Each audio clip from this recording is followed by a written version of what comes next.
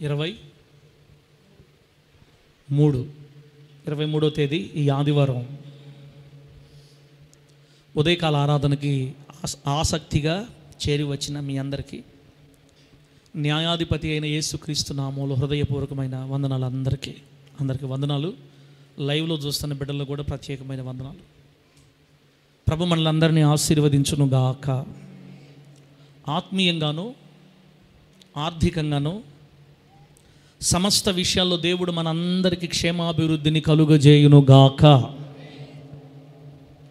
చెప్పండి, ఈ సంవత్సరం దేవుడు మనకిచ్చిన వాగ్దానం, ఆకాశమున్నంత వరకు నీ సింహాసనాన్ని నేను నిలిపెదను.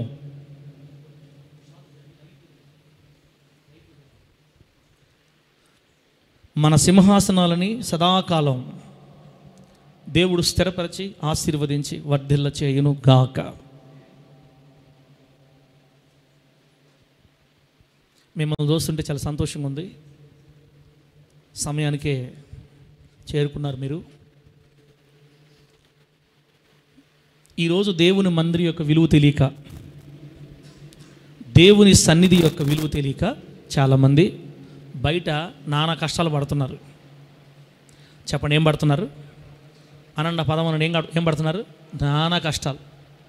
వారికి వారే పైకి లేవాలని, వారికి వారే దీవించబడాలని, వారి చెమటతో వృద్ధి అవ్వాలని,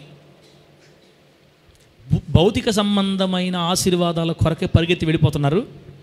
మరణం తర్వాత జరగబోయే దాని గురించి ఏమాత్రం కూడా క్రైస్తవులే మనసును పెట్టడంలా. నిజంగా మరణం తర్వాత జరగబోయే సంగతిని గూర్చి క్రైస్తవులు మనసులో పెట్టుకునే పని అయితే ఆదివారం దేవుని దినాన్ని వ్యర్థం చేసుకోరు. మీరు దేవుని భయం కలిగిన వాళ్ళు కాబట్టి సమయానికి చేరొచ్చారు, మందిరంకి వచ్చారు. ఇంకొక మంచి మాట చెప్పాలంటే, దేవుడు తన తూర్పు గాలిని విసరజేసాడు. ఇప్పుడు ఉదయాన్నే తూర్పు గాలిని విసరజేసినందువల్ల ఎర్ర సముద్రం పాయలైపోయి నేల ఆరిపోయింది తూర్పు గాలి వల్ల. అదే తూర్పు గాలిని దేవుడు పంపితే పూరేళ్ళు లక్షల కొలది పెట్టలు వచ్చి వాలాయి. పెట్టలు లాక్కొని వచ్చింది తూర్పు గాలి. అదే తూర్పు గాలి ఉదయాన్ని వీస్తే ఆ గాలి కొట్టుకొని వచ్చారు మీరు చర్చకి. ఈరోజు కొంతమంది గాలి నెట్టినా కూడా మేము రాము అని ఆగిపోయారు కొందరు. సరే, వారిని కూడా దేవుడు రాబోయే రోజుల్లో మానవ మనస్సులోనికి నడిపించును గాక. మంచిది. దేవుని వాక్యంలోకి వెళ్ళిపోదాం బిడ్డలారా. నేను చాలాసార్లు మీకు చెప్పాను, మరియమ్మకున్న మంచి అలవాటు, బేతనయ్య మరియకున్న మంచి అలవాటు, యేసయ్య పాదాల దగ్గర కూర్చొని ఆయన మాటలు వింటాం. అప్పుడు యేసుక్రీస్తు వారు ఏమన్నారంటే, మార్తా, నీవు అనేకమైన పనుల వలన తొందరపడుతున్నావు, కానీ మరియ ఉత్తమమైనది ఎందుకుంది? ఉత్తమమైనది ఏంటి? దేవుని సన్నిధికి వచ్చి దేవుని పాదాల దగ్గర కూర్చొని దేవుని మాటలు వినటం కంటే ఉత్తమమైనది ఈ భూలోకలు ఇంకొకటి లేదు. ఉత్తమమైన మార్గాన్ని ఎంచుకున్నాం మనం. షేబా దేశపు రాణి సొలొమోను సేవకులను పొగడుతుంది. సొలొమోను గారు, నీ సేవకులు ఎంత ధన్యులయ్యా, నీ నోట నుండి దేవుడు పలుకుతున్న జ్ఞాన వాక్కుల్ని చుట్టూ చేరి వింటున్న ఎప్పుడు వినే వీళ్ళు ఎంత ధన్యులు. సొలొమోను మాటలు వినే అతని పనివారే గొప్పవాళ్ళు. అయితే సొలొమోను కంటే గొప్పవాడైన మన యేసయ్య సన్నిధిలోకి వచ్చి ఆయన మాటలు వినే మనం మరీ ధన్యులమే. ప్రభువు నామానికి మహిమ కలుగును గాక. తమ దేవునిని ఎరుగువారు బలము కలిగి గొప్ప కార్యాలు చేస్తారని మన దేవుడు ఎవరో మనం ఎరిగి మందిరంకి వచ్చాం కాబట్టి మనం గొప్ప కార్యాలు చేస్తాం. యెహోవాను తమకు దేవుడుగా కలిగిన జనులు, చెప్పండి, యెహోవాను తమకు దేవుడుగా కలిగిన జనులు ధన్యులు. మనందరూ ధన్యులమే. మీరు ధన్యులు. దేవుణ్ణి మీకు యెహోవాను దేవుడు కలుగున్నారు కాబట్టి మందిరం ఖచ్చితంగా రావాలి. ఆయన ఆజ్ఞలు విధులు నిర్వర్తించాలి. అప్పుడే మనకు ఆశీర్వాదం. మంచిది బిడ్డలారా, దేవుని వాక్యంలోకి ముందుకెళ్ళి ప్రభు మాటలు మనం ధ్యానం చేద్దాం. పరిశుద్ధ గ్రంథంలో నుంచి ఒక అంశాన్ని మనం ధ్యానం చేద్దాం. పోయిన వారం ఏ మాటలు మాట్లాడుకున్నామో జ్ఞాపకం ఉందా? పోయిన వారం ఒకసారి గుర్తు చేయండి. పోయిన వారం నేనే చెప్పా. ఎవరి గురించి? జెరుబ్బాబెలు గురించి చెప్పింది ఎప్పుడన్నా? రాశారా? రాయలేదా? హవిలా నిన్న వారమేనా? జెరుబ్బాబెలు గురించి చెప్పింది నిన్న వారమేనా? సరే, ఎవరికీ గుర్తులేదు. దేవుడి మిమ్మల్ని దీవించును గాక. బిడ్డలారా, నేను ఒక రోజుకి 10 వాక్యాలు రాస్తే ఎక్కడ కనపడుతుంది నాకు? సరే, ఏదేమైనా జెరుబ్బాబెలు గురించి చెప్పేమని కూతురు చెప్తుంది. లాస్ట్ పాయింట్ ఒకసారి గుర్తు చేస్తా మీకు. ఓ గొప్ప పర్వతమా, నన్ను అడ్డగించడానికి నువ్వెవరు అని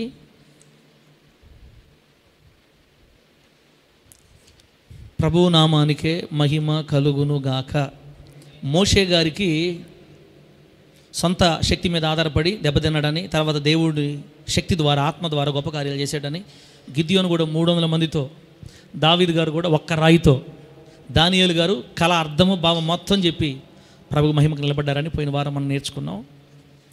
ఈ పూట మరొక మాట మనం ధ్యానం చేద్దాం. మంచిది రాసుకోవటం, నోట్స్లు తెచ్చుకొని రాసుకోవటం చాలా మంచి అలవాటు. చదువుకున్న వాళ్ళు పొరపాటును నెగ్లెక్ట్ చేయబాకండి బిడ్డలారా, రాసుకుంటే మీకు మంచిది. మనం చూడండి, చెప్పలేము మధ్యలో ఒక 2-3 ప్రార్థన జరిగినాయి అంటే మనం ఏ వాక్యం చెప్పామో అర్థం కాదు ఇంక మనకి. అందుకే దేవుని వాక్యాన్ని ఖచ్చితంగా రాసుకోవాలి. రాసుకోవటం మంచి ఆశీర్వాదం మనకి బిడ్డలారా. పరిశుద్ధ గ్రంథంలో నుంచి ఒక మాట గుర్తు చేసుకుందాం. కొరింథీయులు రాసిన మొదటి పత్రిక 10వ అధ్యాయం 6వ వచనాన్ని చదువుదాం ఒకసారి. దైవజనుడైన పౌలు గారు, అపోస్తులైన పౌలు గారు కొరింథీయులకు రాసిన మొదటి పత్రిక 10వ అధ్యాయంలో ఒకసారి 6వ వచనం చూద్దాం. వారు ఆశించిన ప్రకారము మనము చెడ్డవాటిని ఆశించకుండునట్లు ఈ సంగతులు మనకు దృష్టాంతములుగా ఉన్నవి. 11వ వచనం కూడా చదువుదాం ఒకసారి. అక్కడే ఈ సంగతులు దృష్టాంతములుగా వారికి సంభవించి యుగాంతమందున్న మనకు బుద్ధి కలుగుటకై వ్రాయబడెను. చదివిన వాక్యాన్ని అర్థమయ్యేట్లుగా దేవుడు మనకు బోధిస్తూ ఉన్నప్పుడు వాక్యానుసారంగా బ్రతికే కృప దేవుడు మనందరికీ అనుగ్రహించి వర్ధిల్ల చేయును గాక. దేవుని బిడ్డలారా, ఇక్కడ రాయబడిన మాట ఏంటంటే, బైబిల్ గ్రంథంలో కొంతమంది జీవిత విషయాలు రాయబడ్డాయంట.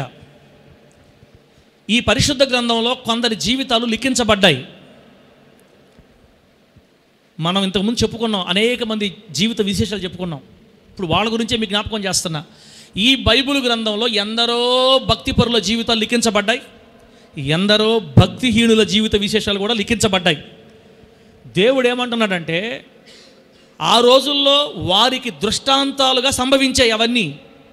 కానీ వాటన్నిటిని బైబిల్ గ్రంథంలో దేవుడు ఎందుకు రాయించాడంటే, యుగాంతమందున్న మనకి బుద్ధి కలగడానికి రాయబడ్డాయంట. ఆ రోజుల్లో ఉన్న ప్రజలకి సంభవించిన విశేషాలు వారికి దృష్టాంతాలు, మనకైతే బుద్ధి కలగడానికి వాటిని దేవుడు గ్రంథస్థం చేయించాడు బైబిల్ గ్రంథంలో. ఇంకా అర్థమయ్యేటట్టు వివరంగా చెప్పాలంటే, బైబిల్ గ్రంథంలో ఉన్న నీతిమంతుల జీవితాలు మనం పరిశీలించినప్పుడు బుద్ధి కలగాలి మనకి. ఆమేనండి. ఏం కలగాలమ్మా అమ్మలారా? ఏం కలగాలి? బుద్ధి కలగాలి. భక్తిహీనుల జీవితాలు చూసామనుకో ఏం కలగాలి? బుద్ధి కలగాలి. నీతిమంతుల జీవితాల్లో నుంచి మనం బుద్ధి కలిగి కొన్ని నేర్చుకోవాలి. భక్తిహీనుల జీవితాల్లో నుంచి బుద్ధి కలిగి కొన్ని వదిలిపెట్టాలి. దేవుడు యుగాంతమందున్న మనకి బుద్ధి కలిగించడానికి రాశాడంట, ఇవంతా కూడా రాయించాడంట. కాబట్టి బుద్ధి నేర్పించడానికి మనకి ఇది వరకు ఎందరో జీవిత విశేషాలు నేర్పించాడు. మీకు జ్ఞాపకం ఉన్నారో జ్ఞాపకం లేదో నాకు తెలియదు. హూరు కానించి స్టార్ట్ చేసాం మనం. మోషే సేవకుడైన హూరు గురించి మాట్లాడుకున్నాము. చెప్పండి పేరు గుర్తుంటే. ఎపఫ్రా, తర్వాత అననీయ సపీరాళ్ళు, ఇంచుమించుకు 33 మంది గురించి చెప్పుకున్నాం. నెబూజరదాను ఎవరు? నెబుకద్నెజరు యొక్క సైన్యాధిపతి. తర్వాత ఆయన నపుంసకుడు ఎవరు? నపుంసకుడు ఎబెద్మెలెకు. యేసుక్రీస్తు వారి పిన్ని సలోమి గురించి. తర్వాత చాలా పేర్లు, చాలామంది. బారాకు, నింగిలో మెరుపు అని బారాకు గురించి, ఇంకా ఇలా ఎందరో జీవిత విశేషాలు 33 మంది దాకా నేర్చుకున్నాం. ఈ 33 మంది గురించి బైబిల్ ఎందుకు రాయబడింది? మనకు బుద్ధి కలగడానికి. అనండి, ఏం కలగడానికి? బుద్ధి తెచ్చుకోకపోతే ఏమవుద్ది? దెబ్బతింటాం, ప్రమాదం ఉంది. దేవుడు ఏది కూడా చెప్పకుండా చేయడక్క చెల్లిల్లరా, చెప్పకుండా దేవుడు ఏది చేయడు. మనకి అన్నీ చెప్పి అన్నీ నీట్గా ప్రభు మనకేం చెప్పాడంటే, ఆశీర్వాదాన్ని శాపాన్ని మీ ముందే పెట్టాను. జోసెఫ్ అన్న, ఆశీర్వాదాన్ని శాపాన్ని మీ ముందే పెట్టా, మరణాన్ని జీవాన్ని మీ ముందే పెట్టా, మీకు ఏది కావాలో మీరే కోరుకోండి. అలాగే నీతిమంతుల జీవితాలు మనకు బైబిల్ దేవుడు పెట్టాడు, భక్తిహీనుల జీవితాలు కూడా బైబిల్ దేవుడు పెట్టాడు. ఎవరిలాగా జీవిస్తారో మీరే కోరుకోండి, ఎవరిలాగా ఉంటారో మీరే కోరుకోండి. మందిరంలోకి వచ్చినప్పుడు యాక్టివ్గా ఉంటారా, నీరసంగా ఉంటారా, మీ ఇష్టం. మందిరంలోకి వచ్చినప్పుడు ఆసక్తిగా దేవుని వాక్యం వింటారా, నిద్రపోతారా, మీ ఇష్టం. నాకు ఇప్పటికీ అర్థం కాని ఒక సంగతి ఏంటంటే, అసలు మందిరంలో తూగేందుకు వస్తుందో ఇప్పటికీ నాకు అర్థం కావట్లేదన్నా. ఎవరన్నా తెలిసి చెప్పండి అయ్యా, అమ్మలారా మీకు దండాలు పెడతా. మందిరంలో చురుగ్గా ఎందుకు ఉండరు మనుషులు? అసలు ఎందుకు మత్తు వస్తుంది అంటే, ఆ మాట చెబితే మీరు తట్టుకోలేరులే. ఇక్కడ నుంచి మీ ముఖాలు చూసే నాకే అంత బాధగా ఉంటే ఏసైకి ఎంత బాధ ఉంటుంది ఒకసారి కదా. కాబట్టి మీ ఇష్టం, అన్నీ మీకు ఇవ్వబడ్డాయి బిడ్డలారా. మీరు ఏదైనా చేసుకోవచ్చు, మీరే కోరుకోవచ్చు. దేవుని సన్నిధిలో హుషారుగా ఉండాలన్నా కోరుకోవచ్చు, దేవుని సన్నిధిలో నీరసంగా ఉండాలన్నా కోరుకోవచ్చు, మందిరంలో ఉండకుండా రోడ్ల మీద పోయి ఫోన్ పడుకుని మాట్లాడకుండా తిరగాలన్నా కోరుకోవచ్చు. అసలు మనం రోషంగా క్రైస్తవులం అయితే మందిలో అడుగుపెట్టినప్పుడే సైలెంట్లో పెట్టాలి ఫోన్లు, అంతే. ఆమేనండి. దేంట్లో పెట్టాలి? సైలెంట్లో పెట్టాలి. మళ్ళీ మందిరం దాటిన తర్వాత ఆన్లో పెట్టాలా. ఏ ఫోన్లో వచ్చినా ఏ మెసేజ్లు వచ్చినా మాకు అసలు డిస్టర్బెన్స్ ఉండకూడదు. దాని అర్థం ఏంటంటే, దేవా నీ సన్నిధిలో నీకంటే నాకు ఎక్కువ ఇంకేది లేదని అర్థం అలా పెట్టడం ద్వారా కదా. కాబట్టి జాగ్రత్తగా ఉండండి. ఇప్పుడు ఇంకొక వ్యక్తి గురించి దేవుడు మనకు నేర్పించాలని కోరుకుంటున్నాడు ఈరోజు. మరొక వ్యక్తి గురించి, అతను ఎవరో చదివితే మీకు అర్థమవుతుంది, బుద్ధి కలగడానికే రాయించాడు దేవుడు వీళ్ళందరి గురించి. ఈరోజు ఆ వ్యక్తిలో నుంచి మనం కొన్ని విషయాలు నేర్చుకొని ఇక్కడి నుంచి వెళదాం, తీర్మానపూర్వకంగా మనం దేవునితో వెళదాం. ప్రభువు నామానికి మహిమ కలుగునుగాక. సమూయేలు గ్రంథం, మొదటి సమూయేలు గ్రంథం 21వ అధ్యాయం దగ్గర రండి. ఇప్పుడు మొదటి సమూయేలు గ్రంథం 21వ అధ్యాయం, మొదటి సమూయేలు గ్రంథం 21వ అధ్యాయం 22వ అధ్యాయం, ఈ 2 అధ్యాయాలు ఇప్పుడు మనం చెప్పుకునే వాక్యాల్లో ఈరోజు మనం ధ్యానించబోయే వ్యక్తి ఈ 2 అధ్యాయాల్లో మనకు కనబడతాడు. మొదటి సమూయేలు గ్రంథం 21వ అధ్యాయం 22వ అధ్యాయాల్లో కనబడతాడు. నేను ఇప్పుడు 7వ వచనం చదువుతున్నా. ఒకసారి అతని వ్యక్తి గుర్తు చేయడానికి నేను 7వ వచనం చదువుతున్నా. ఆ వ్యక్తి ఎవరో మీకు గుర్తు చేయడానికి 7వ వచనం నేను చదువుతున్నాను. ఏముంది అక్కడ? ఆ దినమున సౌలు యొక్క సేవకులలో ఒకడు అక్కడ యెహోవా సన్నిధిని ఉండెను. అతని పేరు దోయేగు. అతడు ఎదోమీయుడు. అతడు సౌలు పశుల కాపరులకు పెద్ద. ఇప్పుడు నేను మీకు ఎవరి గురించి చెప్పాలనుకుంటున్నానో కాస్త చదివిన వాళ్ళకి అవగాహన వచ్చింది. అతని పేరు దోయేగు. అనండి తల్లి, ఆ పేరు చెప్పండి. ఏం పేరు? ఏందా? దోయేగు. దోయేగు అనే వ్యక్తిని గురించి దేవుడు బైబిల్ గ్రంథంలో లిఖితం చేశాడు. ఎందుకని? మనకు బుద్ధి కలగడానికి. బుద్ధి నేర్చుకోవాలి దేవుని బిడ్డలారా. యుగాంతమందున్న మనకు బుద్ధి కలగడానికి దేవుడు ఇవన్నీ రాయించాడు. ఎన్ని చెప్పినా నా దారి నాదే అంటే ఇంక నేనేం చేయగలిగేది? ఎవరు ఏం చేయలేరు. ఇంకా బిడ్డలారా, ఏదో ఇప్పుడు మందిరంకి వచ్చినప్పుడు నువ్వు వెళతా ఖచ్చితంగా ఒక మాట అయినా పట్టుకొని వెళ్ళాలా. ఎంత చదువులేని వాళ్ళకైనా మైండ్ ఉండదనా? పాత సినిమా మొత్తం చెప్తారా? స్టోరీ ఫస్ట్ నుంచి లాస్ట్ దాకా, మధ్యలో ఫైట్లు కూడా చెప్తారు, ఏ పాట ఎప్పుడో కూడా చెప్తారు. ఆయన పోయి ఆయనకు ఐ లవ్ యూ చెప్పాడు, అప్పుడు ఆ పాట. ఈయన పోయి ఆ ఇంట్లో వాళ్ళని కొడతాడు, అప్పుడు ఈ పాట. పాటలతో సహా చెప్పిన నోరు మంది. దేవుడి మందిరంలో దోయేగడ్డ ఎవరంటే బిత్తర చూపులు చూస్తేట. మనం వినాలా, నేర్చుకోవాలా, గుండెలో పెట్టుకోవాలా, బుద్ధి తెచ్చుకోవాలా. ఆ రీతిగా దేవుడు మనల్ని అందరిని ఆశీర్వదించును గాక. చెప్పండి గట్టిగా హల్లెలూయా. బిడ్డలారా, నంబర్ 1 ఫస్ట్ దోయేగు అనే పేరుకి అర్థం రాసుకోండి. దోయేగు అనే పేరుకి పిరికివాడు అని అర్థం. పిరికివాడు ఒక అర్థం. రెండోది భయము పుట్టించువాడు అని అర్థం. మూడోది జాగ్రత్త పరుడు అని అర్థం. ఇన్ని అర్థాలు వస్తాయి. నాకైతే జాగ్రత్త పరుడు, భయం పుట్టించేవాడు అనే కంటే కూడా పిరికివాడు అని పెట్టుకుంటే మంచిది. పిరికివాడు. దోయేగు అనే పదానికి పేరుకే అర్థం పిరికోడు. కానీ పిరికివాడుగా కనబడ్డ మనకు బైబిల్లో భయం పుట్టించేవాడు కనబడతాడు. దేవుని బిడ్డలారా, ఇప్పుడు అసలు జీవితాన్ని గురించి ఒక్కొక్కటి మనము ఆలోచించేద్దాం. మనం చదివిన 7వ వచనంలోనే అతని గురించి ఏం రాయబడిందంటే, అతడు ఎదోమీయుడు అంటే ఎవరు తెలుసా? యాకోబు గారికి 2 కొడుకులు. యాకోబుకే కాదు, ఇస్సాకుకి 2 పిల్లలు. ఇస్సాకు రెబ్కాలకి కవల పిల్లలు అన్నమాట వాళ్ళు. ఫస్ట్ వచ్చిన ఆయన పేరు ఏశావు, రెండోసారి వచ్చిన ఆయన పేరు యాకోబు. 2 అన్నదమ్ములు అనమాట. ఈ యాకోబు పిల్లలనేమో ఇజ్రాయేలీలు అంటారు, ఎందుకంటే యాకోబు పేరుని దేవుడు ఇశ్రాయేలుగా మార్చాడు కాబట్టి. ఈ పెద్దోడు ఉన్నాడే ఏశావు, ఈ ఏశావుకి ఇంకో పేరు కూడా ఉంది, ఏదోము అని. ఎర్రని వాడని అర్థం ఏదోము అనే పేరుకి. ఈ ఏశావులో నుండి వచ్చిన సంతానాన్ని ఎదోమీయులు అంటారనమాట. అంటే యాకోబు ఏశావులు అన్నదమ్ములు ఎట్లాగో ఎదోమీయులు ఇజ్రాయేలు అన్నదమ్ములు పిల్లలన్నమాట. కానీ అక్షర సత్యం ఏంటంటే, ఎదోమీయులు యెహోవా దేవుని విసర్జించారు. ఎదోమీయులు యెహోవా దేవుని పక్కన పెట్టేశారు. ఆనాటి విగ్రహాలను పెట్టుకొని విగ్రహారాధికులుగా మారిపోయారు. ఇంకా విషాదమైన వార్త ఏంటంటే, జీవితాంతం ఎదోమీయులు ఇజ్రాయేలీలకి బద్ధ శత్రువులుగా బ్రతికారు. అన్నదమ్ముడు పిల్లల్ని ఎప్పుడూ ప్రేమించలేదు, చంపాలని చూశారు. అసలు వాళ్ళ దేశమే లేకుండా చేయాలని చేసి చూశారు. ఎదోమీయులు ఇజ్రాయేలీలు భూమి మీద లేకుండా చేయాలని చూశారు. ఎదోమీయులు ఎప్పటికీ విరోధులే ఇజ్రాయేలీలకి, అన్నదమ్ముల పిల్లలే. మళ్ళా ఎందుకు వాళ్ళకి ఆ మనసు వచ్చిందంటే, ఎందుకు వారి మనసు అంత కఠినమైపోయిందంటే, దేవుని బిడ్డలారా, వారు ఎప్పుడు దేవుని ఆరాధించలేదు, యెహోవా దేవుని ఆరాధించలేదు, విగ్రహాలు కోరుకున్నారు. కాబట్టి వాళ్ళ మనసు కల్మషం అయిపోయింది, కఠినమైపోయింది. కాబట్టి ఈ దోయగ్ అనే వ్యక్తి ఎదోము వంశానికి చెందినవాడు అనమాట, ఎదోమీయుడు. తర్వాత అతని ఉద్యోగం గురించి రాయబడింది అక్కడ, సౌలు పశువుల కాపరులకు పెద్ద. ఏ కాపరులకి ఉన్నారా లేరా? సౌలు పశువుల కాపరులకి పెద్ద. సౌలు అంటే ఎవరు? ఇజ్రాయేలీలకి మొదటి రాజు. ఇజ్రాయేలీలకి మొదటి రాజు. రాజుగారు అంటే ఇంకా అతనికి ఆస్తి ఉంటుంది, వెండి బంగారాలు, పశువులు, మేకలు, గొర్రెలు, మందలు ఉంటాయి కదా. ఈ మందలన్నీ కాసే వాళ్ళ మీద పెద్ద అనమాట. ఈ పశువుల మందలు కాసే వాళ్ళందరికీ అధిపతి, ఒక మంచి స్థాయిలో ఉన్నవాడు దోయేగు. బిడ్డలారా, ఇప్పుడు ముందుకెళ్ళి ఒక్కొక్కటి మనం బైబిల్ గ్రంథంలో ధ్యానం చేద్దాం. ఇప్పుడు 21వ అధ్యాయం మొదటికి రండి.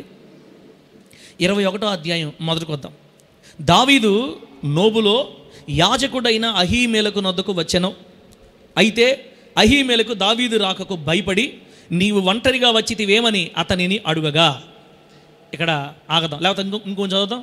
దావీదు రాజు నాకు ఒక పని నిర్ణయించి, దావీదు చెప్తున్నాడు అన్నమాట, రాజు నాకు ఒక పని నిర్ణయించి, నేను నీకు ఆజ్ఞాపించి పంపిన పని ఏదో అది ఎవరితోనైనా చెప్పవద్దా. నేను నా పనివారిని ఒకానొక చోటుకి వెళ్ళ నిర్ణయించి తిని, నీ యొద్ద ఏమీ ఉన్నది? 5 రొట్టెలు కానీ మరేమీ కానీ ఉండిన ఎడల అది నాకిమ్మని యాజకుడైన అహీమెలెకుతో అనగా. 3 వచ్చేల దగ్గర ఆగండి. ఇప్పుడు నేను విషయం చెప్తాను మీకు. దోయగ్ ఎవరో తెలియాలంటే టకటక మనం ముందుకెళ్ళి అసలు ముందు సందర్భంలోకి వెళ్ళాలా. దేవుని వెళ్ళారా, ఈ దోయగ్ అనే వ్యక్తి సౌలు రాజు గారు పరిపాలన చేస్తున్న కాలంలో ఉన్న వ్యక్తి. సౌలు గారు, దావీదు గారు ప్లాట్ఫామ్ మీద ఉన్నారు. ఇప్పుడు అది రాజుల కాలం ప్రారంభమైన సమయం. సౌలు గారి దగ్గర పశువుల కాపర్లు పెద్దగా పనిచేస్తున్నాడు. ఈ వ్యక్తిని పక్కన పెట్టండి. ఇప్పుడు దావీదు గారు అంట నోబు అనే పట్టణానికి వచ్చాడు. నోబు అనే పట్టణంలో ఉన్న యాజకుడు అహీమెలకు ఇంటికి త్వర కూర్చో. దావీదు అహీమెలకు ఇంటికి వచ్చాడని రాయబడింది నోబు పట్టణంలో. ఎందుకు దావీదు గారు వారికి వచ్చారంటే, ఇప్పుడు దావీదు గారు ఏ స్థితిలో ఉన్నారో తెలుసా? మామకు భయపడి ఊర్లు పట్టణాలు వదిలేసి కొండలు, లోయలు, పర్వతాలు, గుహలు, బిడ్డలారా, అరణ్యాల్లో పరిగెత్తుతున్నాడు. సౌలు గారికి ఒకటే ఆలోచన, వీడు బ్రతుకున్నంత కాలం నా సింహాసనానికి స్థిరత ఉండదు. దావీదుని దేవుడు కోరుకున్నాడు, నా తర్వాత నెక్స్ట్ వీడు రాజు అవుతాడు. వీడు రాజు కాకుండా నా పిల్లలు రాజులు అవ్వాలంటే వీడిని లేపేయాలా? చెప్పండి, దావీదుని రాజుగా కోరుకుంది ఎవరు? దేవుడా మనిషా? దేవుడే రాజుగా కోరుకున్నాడని తెలిసిన తర్వాత సౌలు గారు ఇప్పుడు ఏం చేయాలా? దావీదు సపోర్ట్ చేయాలా? ఇప్పుడు ఏమైంది? దావీదుని లేపేస్తే నా పిల్లలు రాజులు అవుతారని ఇప్పుడు దావీదుకి వ్యతిరేకంగా మారాడు. ఇప్పుడు దావీదుకి వ్యతిరేకంగా మారాడు అన్నప్పుడు దావీదుని కోరుకున్న దేవుడు కూడా వ్యతిరేకంగా మారాడు. దేవుడికి వ్యతిరేకంగా మారి నువ్వు బ్రతకతావా నాయనా సౌలా? దేవుడికి వ్యతిరేకంగా మారి నువ్వేం సాధిస్తావు? అసలు మీరు రాసుకోండి మాట, 16 సార్లు ప్రయత్నం చేశాడని చంపాలని. సమూయేలు గ్రంథం మొత్తం మనం చదివితే దావీదు మీద విషపు చూపు నిలిపాడు ఒకానొక సమయంలో సౌలు. ఎప్పుడది దావీదు మీదకి సౌలు విషపు చూపు ఎప్పుడు వచ్చిందంటే, ఇశ్రాయేలు స్త్రీలందరూ పాటలు పాడారు. ఏ సందర్భంలో పాటలు పాడారు చెప్పండి? సౌలుకు 1000 కొలదియు దావీదుకు 10,000 కొలది స్తుతులు పాడారు. ఎప్పుడు పాడారు? ఒక్క రాయితో గొలియాతుని కింద పడేసినప్పుడు. ఒక్క రాయితో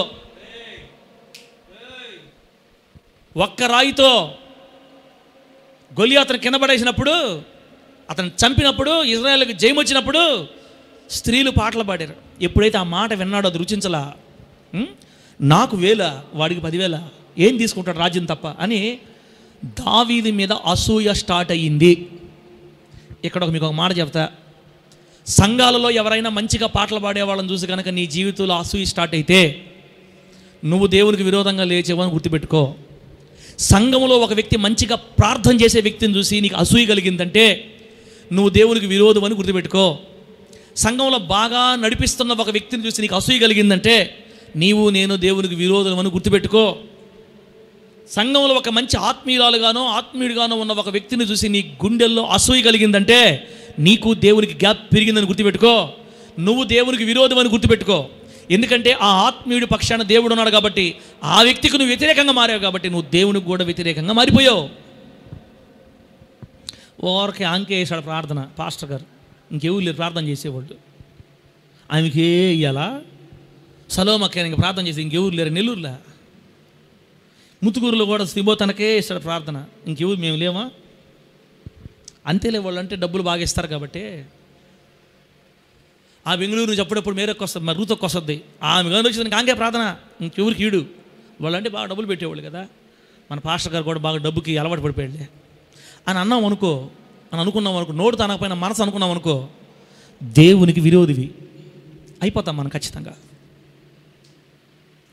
ఇక్కడ నడిపించే వాళ్ళని చూసి లోపల మనం బయట నవ్వుకుంటున్నాం అనుకో, నమ్మకంగా ఉండే వ్యక్తుల గురించి చూసి నవ్వుకున్నాం అనుకో.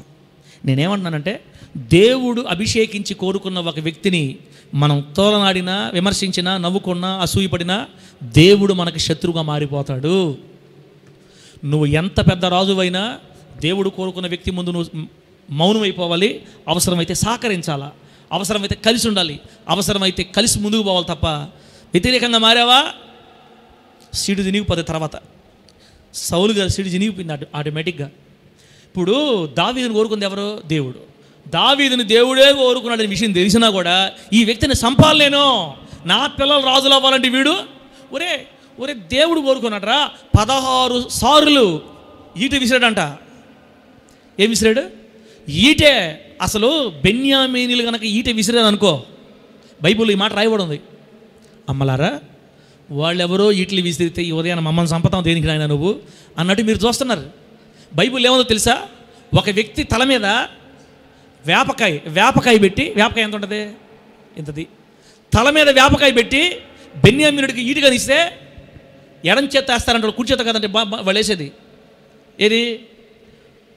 బాణాలు కాదు, ఏమంటారు దాన్ని? ఈటే.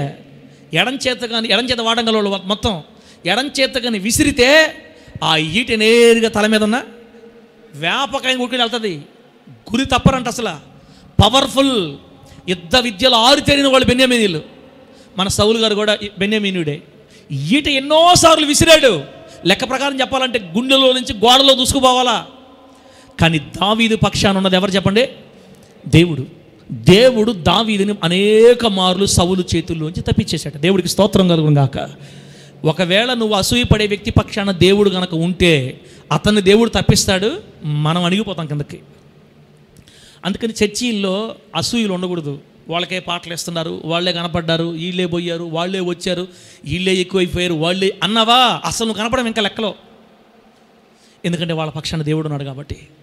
మనం అందుకే అట్లా ఇప్పుడు అనుకోకూడదు. మనం దేవుని ప్రేమతో ఉండాలి. ప్రభువా, నాతో నువ్వు ఉంటే చాలు, నేను కనబడాలా, నేను నడిపించాలా, నేను ప్రార్థన చేయాలా, నేను పాటలు పాడాలా, నాకు ఎందుకు వచ్చిన బాధలు ఇవన్నీ నువ్వు ఇస్తే ఉపయోగించుకుంటా. నువ్వు ఇవ్వకపోతే మౌనం కూర్చుంటా, నాకు నువ్వు కావాలి, నాకు ఎన్ని వద్దు ప్రభువా, ఈ పాట నాకు అసలు వద్దు ప్రభువా అని మనం దావీదుగా సౌలు చేసాడు చేయకూడదు అనమాట. సౌలు ఏం చేశాడంటే తన కొడుకులకి తన సింహాసనం అడ్డొచ్చాడని చంపాలని ప్రయత్నం చేశాడు. పిల్లరా తరముతున్నాడు. బైబిల్ రాయబడింది కుక్కని తరిగినట్టుగా తరుముతున్నాడంట, మిన్నల్ని తరిమినట్టుగా, అడవిలో కౌజు పిట్టని తరిగినట్టుగా, అడవిలో పక్షిని తరిగినట్టు తరుముతున్నాడంట సౌలు గారికి భయపడిపోయి ఎన్నో చోట్ల దాక్కుని సౌలు భయంతో సగం చచ్చిపోయినోడై గుండె దిగులుతో. ఇప్పుడు ఒక మాట చెప్పండి, బైబిల్ గ్రంథంలో దావీదు గారి గురించి ఏమి రాయబడిందంటే, ఉన్నారా? ఉంటే హల్లెలూయా చెప్పండి. ప్రేంజోతమ్మ నీ కూతురు బయట తిరుగుతుంది, ప్రేంజోతమ్మ తీసుకురావాలా తీసుకురాపోతల్లా ఎవరు బయట ఉండి మాకు ఏం చెప్పాను, ఎక్కడ చెప్పాను, ఏం చెప్పాను చెప్పండి, ఏం చెప్పాను మాకు తెలియదు అంటారా? ఎక్కడ చెప్పామన్నా? దావీదు గారి గురించి బైబిల్లో ఏం రాయబడిందంటే, దావీదు పేరు వినగానే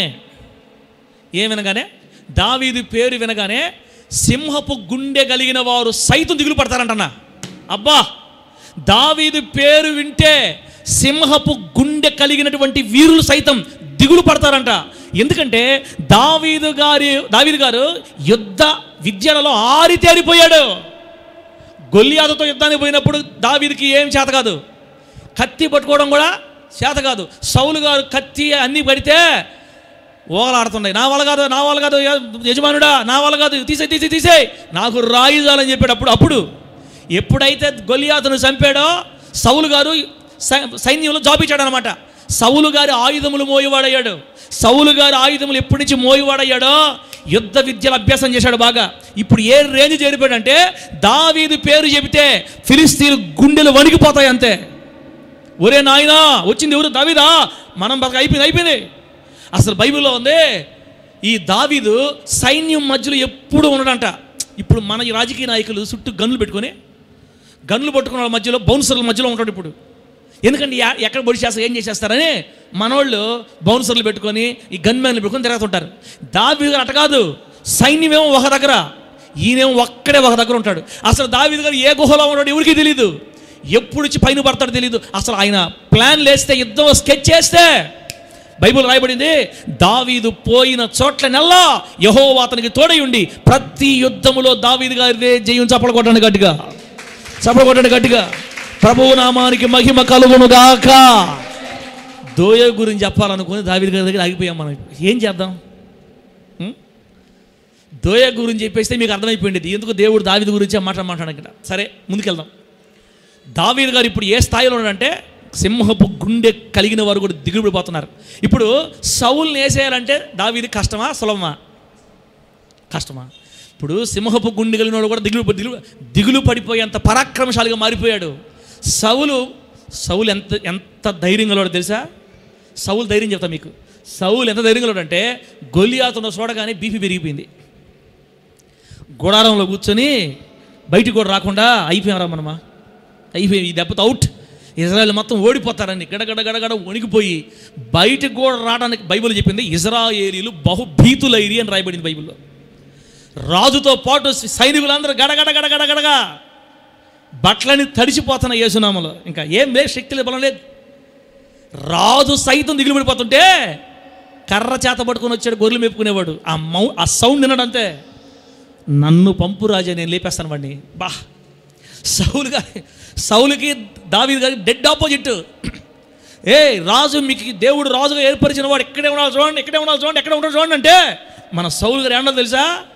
రాజు అవడానికి ఇష్టం లేక భయము, సామానుల మధ్యలో దాక్కున్నాడు పోయి మన వీరుడు. ఎవరా? ఇజ్రాయెల్కి మొదటి రాజు. ధైర్యం లేదు, పిరికి సామానుల మధ్యలో దాక్కో ఉంటే సామానుల మధ్యలోకి వెళ్ళి చూసి ఇక్కడ ఉన్నారా, రండి, మీరు పిలుస్తున్నారు, సమయాలు కాదు పిలుస్తున్నారు, రండి అని లాక్కుపోయారు. రా, నువ్వు ఏ పక్క రాజు నాయన నువ్వా? సౌలు గారికి ఏమో ధైర్యం లేదు. సౌలు గొల్లియాతును గడగడ ఉనిగిపోతున్నాడు. దావీదు గారు ఇప్పుడు మరీ ప్లాన్ వేసాడంటే సక్సెస్ అంతే, ఫెయిల్యూరే లేదు, యుద్ధంలో ఓడిపోవడమే లేదు. యోధులకి దావీదు పేరు గుర్తొస్తే గుండెలో వణుకు పుట్టద్ది. అంత శక్తివంతంగా మారిన దావీదు గారికి సౌలుని చంపడం పెద్ద కష్టం కానే కాదు. ఒకసారి సౌలుని దావీదుకు అప్పగించాడు దేవుడు. అదుల్లాము గుహలో దావీదు గారు లోపల ఉన్నప్పుడు ఈయన దొరికాడు. దావీదుతో ఉన్నాళ్ళు అంటారు, దావీదా ఉమ్మను అంతే, వీడిని ఒక్క దెబ్బ లేపేస్తాం, ఉమ్మను నువ్వు అంటే వీడి ఇంక నీకు ఈ అరణ్యాలు ఏం దావీదా మనకి బాధ, ఏంటి మనకు బాధ, దావీదు గారు రాజుగారు ఏంటి మనకి బాధ, నువ్వు అను కత్తి కణ చేస్తాం వీడి ఇక్కడ అంటే దావీదు గారు ఏమన్నా తెలుసా, మీరు ఆ మాట అనకూడదు అసలు, నేను వేసేయాలనుకోండి ఇప్పుడు దాకా ఎప్పుడో వేసి ఉండేవాడిని, యెహోవా చేత అభిషేకించబడిన వానిని ముట్టినవాడు శాపగ్రస్తుడు అవుతాడు. అతను అభిషేకించిన దేవుడే చూసుకోవాలి, కానీ నువ్వు కానీ నేను ఏం చేయకూడదు, మీరు మౌనంగా ఉండండి అని వాళ్ళందరినీ ఆపాడు. ఒకసారి బాగా తట్టుకోలేక సౌలు ఏం చేయకుండా సౌలు వస్త్రపు చెంగును కోసుకోబోయాడు. సౌలు వస్త్రపు చెంగును కోసుకోబోయిన దానికి దావీదు గారు గుండెలో బాధపడిపోయాడు. అయ్యో నేను ఆ వస్త్రం కొయ్యకుండా ఉంటే బాగుండేదే. ఇక్కడ మనం ఏం నేర్చుకోవాలంటే దైవజనుల జోలికి పోవటం అసలు మనకు ఆశీర్వాదంగానే కాదు. అభిషేకించబడిన సేవకుల గురించి మనం ఒక్క మాట వ్యతిరేకంగా మాట్లాడినా తరుముకొని వస్తుంది శాపం మన మీదకి. కొంతమంది దరిద్రులు ఎందుకు అయిపోతారంటే ఆ పాస్టెట్ట ఈ పాస్టెట్ట ఆ పాస్టెట్ట ఆ పాస్టెట్ట ఈ పాస్టెట్ట ఇదే పని. దేవుని బిడ్డలారా, దావీదుకు తెలుసు సౌలు నేసేయడం ఈజీ, కానీ ఆ శాపం నన్ను తరతరాలు వెంటాడుతుంది. ఎందుకంటే ఆ వ్యక్తిని అభిషేకించింది ఎవరు? దేవుడే తీర్పు తీర్చాలి. దేవుడు అభిషేకించాడు కాబట్టి ఆ వ్యక్తిని ఏం చేయలేక అతని దగ్గర నిలబడితే ప్రాణం పోద్దని పారిపోతున్నాడు. అలా పారిపోయి ఈరోజు మనం మాట్లాడుకుంటున్న నోబు అనే పట్టణానికి వచ్చాడు. దేవునికి స్తోత్రం కలుగును గాక. చెప్పండి గట్టిగా హల్లెలూయా. ఆ ఊరి పేరు ఏం పేరు? నోబు అనండి. నోబు. ఈ నోబు పట్టణం ఎవరిదంటే యాజకుల పట్టణం. ఆ ఊరిలో అందరు పాస్టర్లే ఉంటారు. పాస్టర్లందరికీ ఒక ఊరు అనమాట. ఆ రోజుల్లో ఇజ్రాయెల్ దేశంలో యాజకులందరికీ ఒక ఏరియా ఇచ్చేశారు. నోబు అనే పట్టణాన్ని ఇచ్చారు. అక్కడే ఇల్లు కట్టుకున్నారు. అక్కడే ఆ ఊరిలోకి పోతే పాస్టర్ కావాలని అక్కడికి పోవాలా. ఈ రోజుల్లో పాస్టర్లే, ఈ రోజుల్లో సంఘానికి ఒకే పాస్టర్ ఉన్నారు. ఆ రోజులు అట్ట కాదు. ఇజ్రాయేలు జాతి అంతటికి లేవీ గోత్రమే సేవ చేయాలి. కాబట్టి లేవీ గోత్రంలో పుట్టిన వాళ్ళందరూ పాస్టర్లే. మందిరం దగ్గరికి వెళ్ళి యాజకత్వం జరిగించాలన్నమాట. ఈ పాస్టర్లు అందరూ పలానా ఊరిలో ఉంటారు. ఈ నోబు అనే పట్టణం ఇజ్రాయేలు యెరూషలేము పట్టణానికి ఉత్తర దిక్కున ఉంటుందని రాయబడింది బైబిల్లో. ఈ నోబు పట్టణం యెరూషలేము ప్రాంతానికి ఉత్తర దిక్కున. ఇది యాజకుల పట్టణం. ఈ యాజకుల పట్టణంలో ప్రధాన యాజకుడు అహీటూబు అనే వ్యక్తి ఉన్నాడు. ఈ అహీటూబు యొక్క కుమారుడు అహీమెలకు. ఈ అహీమెలకు అనే వ్యక్తి ప్రస్తుతము మందిరంలో యాజకుడుగా పనిచేస్తున్నాడు. దేవుని బిడ్డలారా, నా మాటలు మీకు అర్థమవుతున్నాయా? అర్థం కావట్లేదా? అర్థమైతే గట్టిగా హల్లెలూయా చెప్పండి. దావీదు గారు ఇప్పుడు ఏ ఊరికి వచ్చాడు? నోబు. నోబు అనే ఊరు ఎవరిది? పాస్టర్లది, యాజకుల పట్టణం. ప్రస్తుతానికి ఆ పట్టణంలో మందిరం ఉంది, ప్రత్యక్ష గుడారం. మోషే గారి చేత దేవుడు కట్టించిన ప్రత్యక్ష గుడారం ఇప్పుడు ఈ ఊర్లోనే ఉంది. ఆ మందిరంలో సేవ చేసే వ్యక్తి పేరు ప్రస్తుతానికి ఈరోజు దావీదు గారు అక్కడికి వచ్చేటానికి అక్కడ ఎవరు సేవ చేస్తున్నారంటే, పరిచయం చేస్తున్నారంటే అహీమెలకు. పేర్లు గుర్తు లేకపోయినా నేను చెప్పేది అనండి. ఈ అహీమెలకు అనే దైవజనుడు మందిరంలో పరిచయం చేస్తున్నాడు. దావీదు గారు పారిపోయి ఆ నోబు పట్టణంలోకి మందిరం దగ్గరకు వచ్చాడు. దేవునికి మహిమ కలుగును గాక. ఒక బాధాకర సంగతి ఏంటంటే దావీదు గారు అక్కడికి ఎందుకు వచ్చారు తెలుసా? ఆహారం కోసం వచ్చాడమ్మా. దేనికోసం వచ్చాడు? ఆహారం. ఆ చదువుకోండి మీరు. మీ వద్ద ఏమైనా రొట్టెలు ఉన్నాయా? దైవజనుడా అహీమెలకు, నీ వద్ద ఏమైనా రొట్టెలు ఉన్నాయా? దావీదు గారు అక్కడ రాగానే ఒంటరిగా వచ్చాడంట. ఒంటరిగా అంటే రాజు యొక్క పని వాళ్ళు ఎవరు లేకుండా ఒంటరిగా ఒక 2-3 పనులు తీసుకొని వచ్చాడు అక్కడికి. నాకు చాలా బాధ వేసింది ఆ మాట చదివినప్పుడు. దావీదు గారు తినటానికి కూడా తిండి లేకుండా అయిపోయింది ఆ రోజుల్లో. ఊరిలో ఉంటే అన్నం పెడతారు, పొలాల్లో ఈరోజు ఈ పొలంలో ఉంటే రేపు ఇంకో అరణ్యంలోకి వెళ్ళాలి. తరంతా ఉన్నాడు, ఎక్కడ చంపేస్తాడో భయం. వీడి వల్ల గుహల్లో తిరుగుతున్నాడు. గుహల్లో ఆహారం ఎక్కడి నుంచి వస్తుంది? అట్లా ఆహారం లేనప్పుడే ఒకసారి కర్మేలీయుడైన నాబాల్ దగ్గర కూడా పంపిస్తాడు ఆహారం కోసం. దేవుని బిడ్డలకు ఒక్కొక్కసారి ఖచ్చితంగా ఆహారం లేని రోజులు కూడా వస్తాయి. ఒక్కొక్కసారి ఆ పరిస్థితులు కూడా మనం ప్రయాణం చేయాలి. నీతిమంతులకు కూడా ఆహారం దొరకని రోజులు వస్తాయి. దావీదు గారు నీతిమంతుడా పాపాత్ముడనా? దావీదు గారు నీతిమంతుడా పాపాత్ముడా? నీతిమంతుడు. దినానికి 7 సార్లు ప్రార్థన చేస్తున్నాడు. అప్పుడు కూడా 3 సార్లు ప్రార్థన, 7 మార్లు స్తుతి, మొత్తం 10 సార్లు రోజుకి ప్రభువును స్తుతించే భక్తిపరుడు. తిండి కూడా దొరకక ఆ దైవజుని దగ్గర పోయి ఏదైనా భోజనం ఉంటే భోజనం చేద్దామని వచ్చి భోజనం కోసం వచ్చామని చెబితే ఎక్కడ ఆత్మగౌరవం దెబ్బతింటదేమోనని మేము ఆహారం లేదా ఆహారం పెట్టంటే అతనికి అవమానం కదా, ఎవరు చెప్పుకోలేరు కదా నోటితో, అందుకనే అబద్ధం చెప్తున్నాడు అక్కడ. అయ్యా దావీదు గారు ఒంటరిగా వచ్చారంటే, రాజు అల్లుడు మా దగ్గర రావడమా, చాలా సంతోషం అండి. ఒంటరిగా వచ్చారంటే మీరు, ఏదైనా భయం వేస్తుందయ్యా, నువ్వు ఒంటరిగా వచ్చాడు ఏదో జరుగుతుందయ్యా. పాప సౌలుకి దావీదుకి తగాదాల సంగతి ఇలా తెలియదు. పాపం ఎవరికి తెలియదు? పాస్టర్లకు తెలియదు. సౌలు దావీదు మీద కక్ష కలిగి ఉన్నాడని పాస్టర్లకు తెలియదు. వాళ్ళు ఆడో గిబియోన్లో ఉన్నారు, సౌలు ఉండేది గిబియోన్లో. ఈ రోజుల్లో ఫోన్లు ఉన్నాయి కాబట్టి, నెట్ ఉంది కాబట్టి అక్కడ జరిగి వెంటనే తెలిసిపోతుంది. ఆ రోజుల్లో ఎవరికి తెలియదు. అందుకని దావీదు అబద్ధం చెప్పాడు. ఏమయ్యా ఒంటరికి వచ్చారంటే, రాజుగారు నాకు పని మీద పంపించాడు, ఆ పని ఎవరికి చెప్పొద్దు అన్నాడు. ఆ పని మీదే మేము వచ్చాము, పనివారిని ఇప్పుడు నేను ఆ పని కోసం పంపిస్తున్నాను. అయితే ఆకలి వేస్తుందండి పనివారికి, మీ దగ్గర ఏమైనా ఆహారం ఉందా అడిగాడు. అబ్బా మీ దగ్గర ఏమైనా ఆహారం ఉందా? వెంటనే దైవజనుడు చెప్పాడు, అయ్యా ఇక్కడ ప్రస్తుతానికి ఆహారం ఏమీ లేదు, దేవుని మందిరంలో పెట్టిన రొట్టెలు మాత్రం ఉన్నాయి. దేవుని మందిరంలో పెట్టిన రొట్టెలు. పోయినసారి మీకు నెల్లూరులో చూపించా. ప్రత్యక్ష గుడారంలో ఉండే వస్తువుల్లో సన్నిధి రొట్టెల బల్ల అని ఒక బల్ల ఉంటుంది. ఆ బల్ల మీద ఈ పక్కారు ఆ పక్కారు 12 రొట్టెలు పెడతారు. ప్రతిరోజు కొత్తగా చేసి పెట్టాలా. ఉదయాన్నే రొట్టెలు పెడతారు, అది రేపు ఉదయాన్ని మళ్ళీ తీసేసి మళ్ళీ కొత్త రొట్టెలు పెట్టాలి, అప్పుడే చేసి ఫ్రెష్గా చేసి రొట్టెలు పెట్టాలా. ప్రతిరోజు మందిలో రొట్టెలు ఉండాలా. అది యెహోవా దేవుడు ఇజ్రాయెల్కి ఇచ్చిన కట్టడ. ఈ సన్నిధి రొట్టెలు బల్ల మీద ఉన్న ఈ రొట్టెలు దేనికి సాదృశ్యం అంటే, దేవుని మందిలో ఎప్పుడు వాక్యం ఉండాలనే దానికి సాదృశ్యం అనమాట.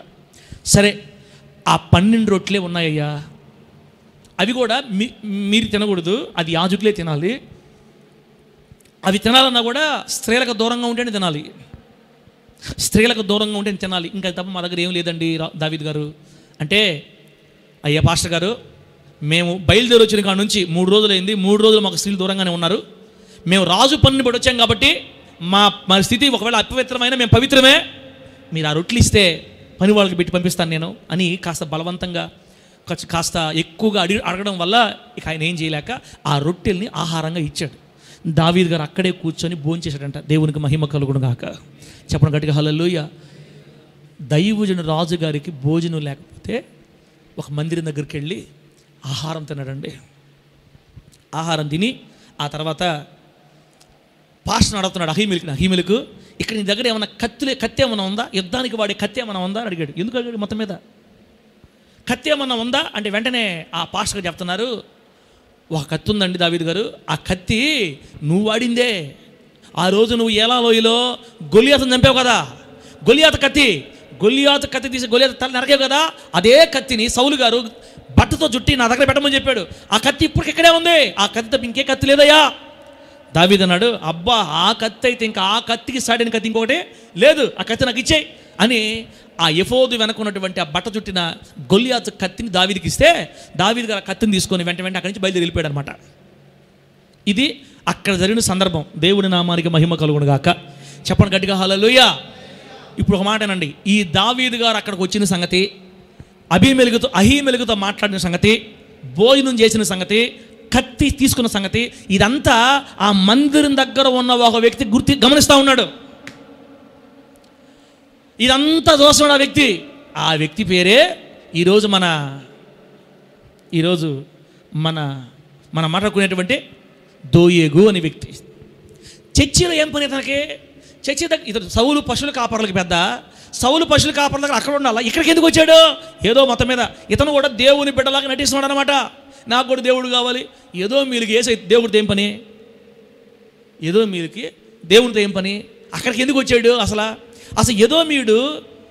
ఎదోమీయుడైన దోయేగు ఇజ్రాయెల్ దేశం ఎందుకున్నాడు? అసలు వాళ్ళు రారు కదా, ఇజ్రాయెల్ అంటే వాళ్ళకి పడదు కదా. ఎందుకు వచ్చారంటే ఒక మాట చదవండి, మీకు అర్థమవుద్ది ఎందుకు వచ్చాడంటే. 14వ అధ్యాయం చూడండి, అక్కడే 14వ అధ్యాయం, మొదటి సమయ గ్రంథం 14వ అధ్యాయం 47వ వచనంలో సౌలు గారు యుద్ధాలకు బయలుదేరాడంట. సౌలు గారు యుద్ధాలకు బయలుదేరి అమ్మోనీయులతో యుద్ధం చేశాడు, గెలిచాడు. మోయాబీలతో యుద్ధం చేశాడు, గెలిచాడు. ఎదోమీయులతో కూడా యుద్ధం చేశాడు, గెలిచాడు. దేవునికి స్తోత్రం కలుగును గాక. ఎదోమీయులతో యుద్ధం చేసి గెలిచినప్పుడు ఆనాటి రాజుల ఆచారం ఏంటంటే, గెలిచి ఏ పట్టణం అయితే ఓడిపోయిందో ఆ పట్టణంలో ఉన్న స్త్రీలను కానీ పురుషులను కానీ బానిసలుగా తెచ్చుకుంటారు. ఇంటికి ఊరికి తెచ్చుకుంటారు.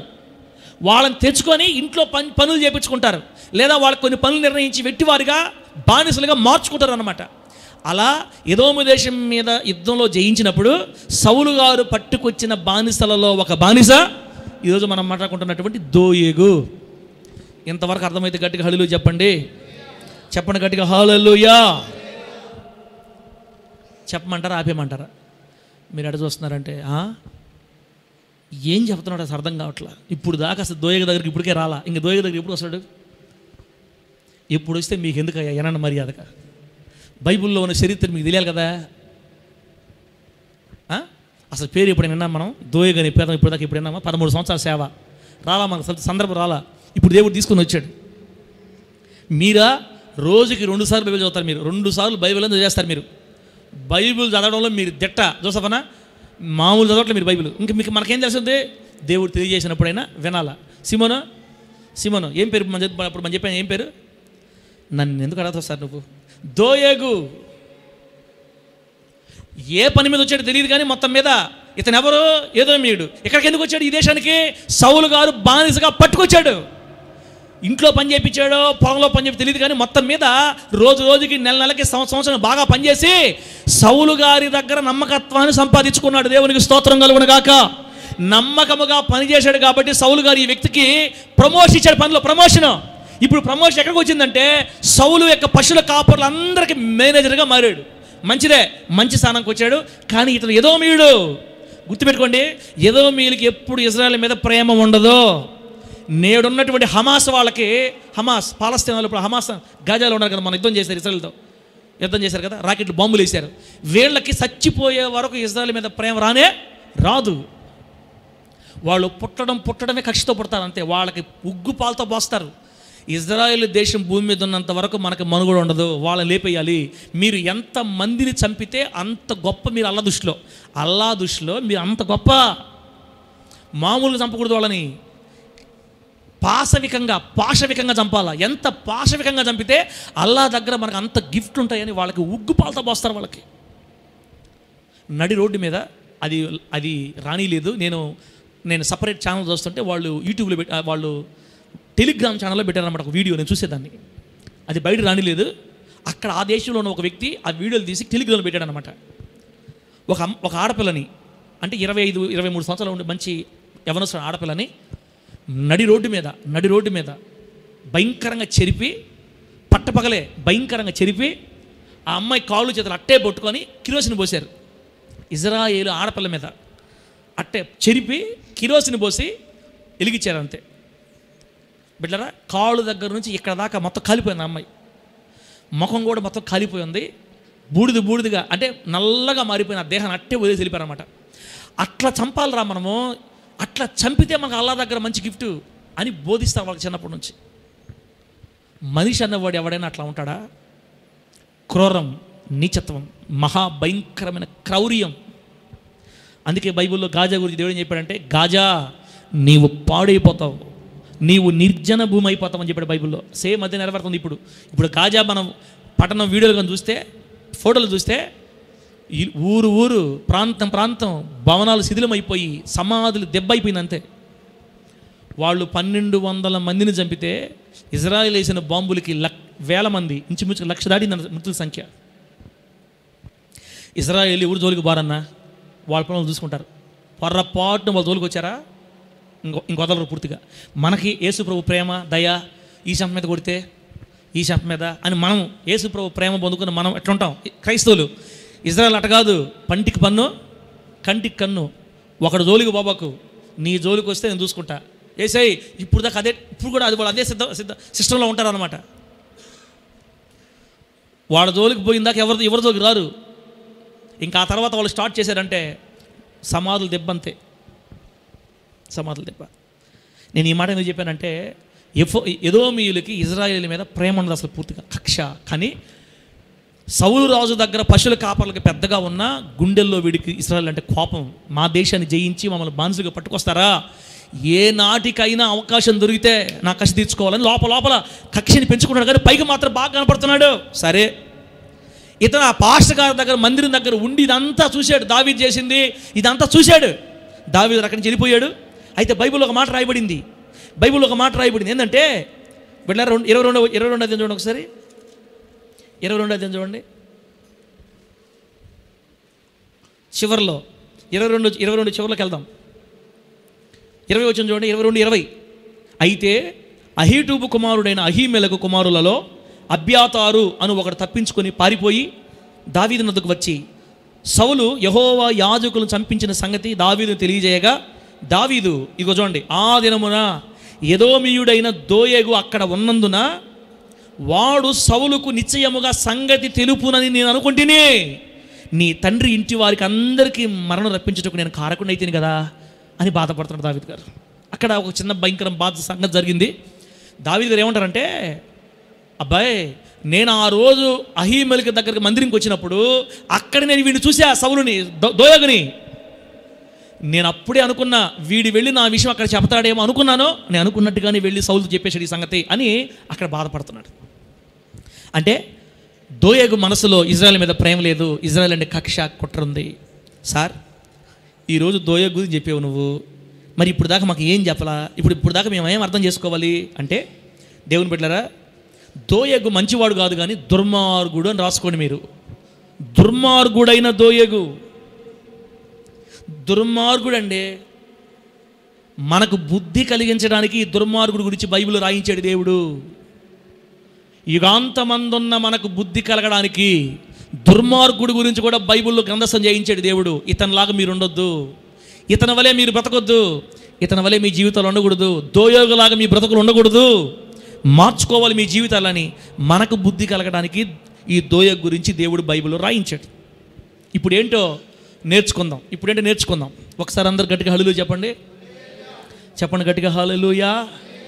ఇంకోసారి చెప్పండి గట్టిగా హల్లెలూయా. బిడ్డలారా, దావీదు గారు అక్కడి నుంచి వెళ్ళిపోయారండి. దోయగు కూడా ఈ ఊరి నుంచి బయలుదేరి సౌలు గారి దగ్గరికి వెళ్ళిపోయాడు. ఒకరోజు సౌలు దావీదుని మళ్ళా వెతికి పట్టుకోవాలని ఆశ కలిగి గిబియోను అనే ఒక స్థలంలో, ఒక అరణ్యంలో పిచ్చుల వృక్షం లేదా ఊరు దగ్గర ఒక వృక్షం చెట్టు కింద నిలబడ్డాడు. చెట్టు కింద నిలబడి తన సేవకులతో మాట్లాడుతున్నాడు ఈ విధంగా. అంటే సౌలు దావీదుని వెతకడానికి బయలుదేరి ఇప్పుడు ఆ చెట్టు కింద నిలబడి మాట్లాడుతున్నాడు ఈ మాట. ఏ మాట చూడండి, 22 అధ్యాయం చూడండి, 22 అధ్యాయం 6వ వచనం. దావీదును అతని జనులను ఫలాని చోట ఉన్నారని సౌలుకు వర్తమానమాయను. అప్పుడు సౌలు గిబియా అనే ప్రాంతంలో రామాలో ఒక పిచ్చుల వృక్షము క్రింద దిగి ఈట చేత పట్టుకొని ఉండెను. అతని సేవకులు అతని చుట్టూ నిలిచి ఉండగా, చూడండి సౌలు చేతులు ఏముంది? ఈటితోనే ఈ మనిషి ఎప్పుడు ఈటిని వదల్లా. ఇప్పుడు ఎందుకు అక్కడ ఆరకెందుకు వచ్చాడంటే, దావీదు అతని జనులు ఒక దగ్గర ఉన్నారని తెలిసిందంట. ఇప్పుడు వాళ్ళని కొట్టడానికి పోతున్నారు, ఇప్పుడు చంపదా వెటైనని. ఇప్పుడు సౌలు గారు బాధ చూడండి, 7వ వచనం. సౌలు తన చుట్టూ నిలిచి ఉన్న సేవకులతో ఎట్టాడేనో, బెన్యామీనులారా ఆలకించండి. యెషై కుమారుడు మీకు పొలమును ద్రాక్ష తోటలను ఇచ్చునా, మిమ్మును సహస్రాధిపతులుగాను శతాధిపతులుగాను చేయునా, మీరెందుకు నా మీద కుట్ర చేయుచున్నారు? నా కుమారుడు యెషై కుమారుడితో నిబంధన చేసిన సంగతి మీలో ఎవడూ నాకు తెలియజేయలేదే. నేడు జరుగునట్లు నా కొరకు పొంచి ఉండినట్లుగా నా కుమారుడు నా సేవకుని పురికొల్పినను, నా నిమిత్తం మీలో ఎవరికి చింతలేదే. అప్పుడు ఎదోమీయుడగు దోయగు సౌలు సేవకుల దగ్గర నిలిచి ఉండి యెషై కుమారుడు పారిపోయి నోబులోని అహీటూబు కుమారుడైన అహీమెలకు దగ్గరకు రాగా నేను చూచితినే.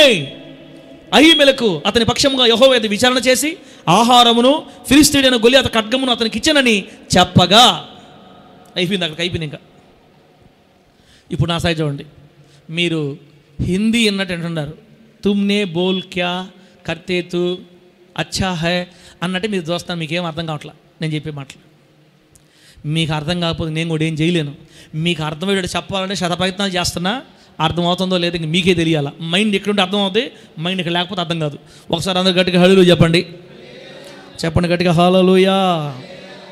దావీదు గారు బాధలో ఉన్నారు, కష్టాల్లో పరిగెత్తున్నాడు. ఆయన పాపం ఈ సౌలు ఎక్కడ చంపుతాడని భయపడతా పారిపోతూ ఉన్నాడు. మొత్తానికి అహీమెలకు దగ్గరకు వచ్చాడు. అక్కడ ఏం జరిగింది మీకు చెప్పాను. ఇప్పుడు ఒకనొక రోజు దావీదు అతని జనులు పలానా చోట ఉన్నారని వర్తమానం వచ్చిందంట. అక్కడికి వెళ్ళి ఇప్పుడు దావీదును పట్టుకోవాలని ప్లాన్ చేసి 3000 మంది మనుషులు చుట్టూ పెట్టుకొని ఉన్నాడు. ఆ పిచ్చుల వృక్షం కింద ఒక మాట మాట్లాడుతున్నాడు వాళ్ళతోటి. అతను చుట్టూ ఉన్న బెన్యామీనులతో మాట్లాడుతున్నాడు. బెన్యామీనులారా, నా బాధ మీకు అర్థం కావట్లేదా? నా కష్టం మీకు అర్థం కావట్లేదా? నా నిమిత్తం మీకు చింత లేదా? నా కొడుకు దావీదు ఇద్దరు ఒకటైపోయారు. దావీదుని ఇప్పుడు నా మీద గుసుకొలిపాడు నా కొడుకు. నా కొడుకే దావీదు నా మీద గుసుకొలిపాడు, నన్ను చంపాలనుకుని వాళ్ళిద్దరూ ప్లాన్ చేస్తుంటే మీకు చింత లేదా? ఇక్కడ బాగానండి. యోనాతాను ఎవరి కొడుకు? సౌలు కొడుకు. సౌలు కొడుకు యోనాతాను దావీదు మంచి ఫ్రెండ్స్. ఎట్లాంటి ఫ్రెండ్స్ అంటే ఒక్కరి హృదయం ఒకరితో పెనవేసుకుపోయిందంట. అట్లాంటి ఫ్రెండ్ కావాలని ప్రార్థన చేయండి మీరు కూడా. ఉంటే అట్లుండాలి ఫ్రెండ్స్గా. ఒకరి హృదయం ఒకరితో పెనేసుకుపోవాలి. చిన్న కష్టాలకు వదిలేయకూడదు, గట్టిగా ఉండాలి. మంచి ఫ్రెండ్స్. ఏ రోజైనా యోనాతాను దావీదుతో మా నాన్న వేసేయి, నువ్వు ఖచ్చితంగా మా నాన్న వేసేసే సగం పేడబోద్ది, మనిద్దరు నువ్వు రాజువి నేను సైన్యాధిపతిని, మనతో చూసుకుంది దావీదో డీల్ ఓకే డన్, మా నాయన వేసేయి మా డాడీ వేసేయి అని ఎక్కడన్నా బైబిల్ చెప్పినట్టు మనకైతే కనబడదు. దేవుడు నామానికి మహిమ కలుగును గాక. కానీ ఇంకో మాట అని తెలుసా? దావీదు, రాజ్యాన్ని దేవుడు నీకు తప్పక అనుగ్రహిస్తాడు. మా నాన్న తర్వాత నువ్వే రాజువి. నువ్వు రాజు అయినప్పుడు నా బిడ్డలు మర్చిపోవకు. ఒకవేళ దేవుని చిత్తం అయితే నీవు రాజు అయితే నేను నీకు సహకారిని అవుతా అని అట్లా చెప్పేవాడు పాపం. అంతేకాని మా నాన్న వేసేయి, మా నాన్నగా వేసేస్తే మన ఇద్దరు రాజు ఈ పాపం ఎప్పుడు లేదు. కానీ సౌలుకి చెప్పేవాళ్ళు ఎట్లా చెప్పారు తెలుసా? సాడీలు చెప్పేవాళ్ళు. ఆ మాట అనండి, ఏం చెప్పేవాళ్ళు? ఇంకొకసారి అందంగా అన్న మాట. సాడీలు చెప్పేవాళ్ళతో కాపరాలు కూలిపోతున్నాయి ఇప్పుడు. సాడీలు చెప్పేవాళ్ళు సౌలు రాజుకి ఏం చెప్పారంటే, అయ్యా నీ కొడుకు దావీదుతో చేరిపోయాడు, దావీదుని నిన్ను చంపమని పురుగు కలుపుతున్నాడు నీ కొడుకు అని చెప్పినప్పుడు ఈ మైండ్ లేని మెంటల్ మనిషి నా కొడుకు ఎట్లా అంటాడు ఆలోచన చేయాలపలేదా? ఇన్ని సంవత్సరాలు నా కొడుకుని నేను పెంచా, పెద్ద చేశా, నా కొడుకు ఎట్లా అంటాడు? ఇప్పుడు నాకు 2 కూతుర్లు ఉన్నారు. నా 2 కూతుర్ల మెంటాలిటీ నాకు తెలిసి ఉంటుందా తెలీదా? నాకు తప్ప ఇంకెవరు తెలియదు. ఎందుకంటే నాతో వాళ్ళు ఎక్కువ ఉంటారు. చూస్తున్నా సార్ అవిలా బాగా సీరియస్గా మా గురించి ఏం చెప్పాక నేను ఎందుకు మా గురించి నేను చెప్పేస్తాను అని. హదసా గురించి నాకు అన్నీ తెలుసు, హవీల గురించి నాకు అన్నీ తెలుసు. హదసా ప్లస్లు మైనస్లు, హవీల ప్లస్లు మైనస్లు నాకు తెలుసు. నా ప్లస్లు నా మైనస్లు వాళ్ళకంటే మీకు ఎక్కువ తెలియదు. వాళ్ళు నన్ను దగ్గర నుంచి వస్తుంటారు కాబట్టి నా గురించి కూడా తెలుసు. ఇప్పుడు నీ కొడుకు నీ దగ్గర ఉంటే నీకు తెలీదా? ఈ మనిషి ఇంతటి ఇప్పుడు ఇంత దరిద్రుడు అయిపోయింది. బైబిల్ ఒక మాట రాయబడింది, సౌలుని దేవుడు వదిలిపెట్టేశాడంటన్నా. సౌలుని దేవుడు వదిలిపెట్టేశాడు. సౌలుకి దేవుడు తన కృపను దూరం చేసేశాడు, దావీదుకి దేవుడు తన కృపను ఇచ్చాడంట. ఎప్పుడైతే దేవుడు మనల్ని వదిలిపెట్టేస్తాడో సాడీల మాటలు మనకు బాగా ఇంపుగా ఉంటాయి. అప్పుడు ఇశ్రాయేల్ పాస్టర్ మీద చెప్పే సాడీల మాటలు నీకు బాగా నచ్చుతున్నాయంటే దేవుడు నేను పూర్తిగా వదిలేశాడని అర్థం. సరే ఇశ్రాయేల్ పాస్టర్ పక్కన పెట్టండిలే, నీ పక్కింటి వాళ్ళ మీద నీకు సాడీలు చెప్పిన మాటలు నీకు బాగా నమ్మేస్తున్నావంటే నువ్వు దేవుడు వదిలేస్తేనే సాడీల మాటలు మనకు నిజాలు అనిపిస్తుంటాయి. బైబిల్ ఏమని తెలుసా? నీ పనివారు నిన్ను అవమానం చేయకునేటట్లుగా చెప్పుడు మాటలు లక్ష్య పెట్టద్దని బైబిల్లో ప్రసంగ గ్రంథంలో. నీ ఇంట పనిచేసే నీ దాసుడే నిన్ను తిడతాడు రాబోయే రోజుల్లో. నీ దాసుడే నేను అవమానం చేస్తాడు. అది జరగకుండా ఉండాలనుకుంటే చెప్పుడు మాటలు అనొద్దు అని.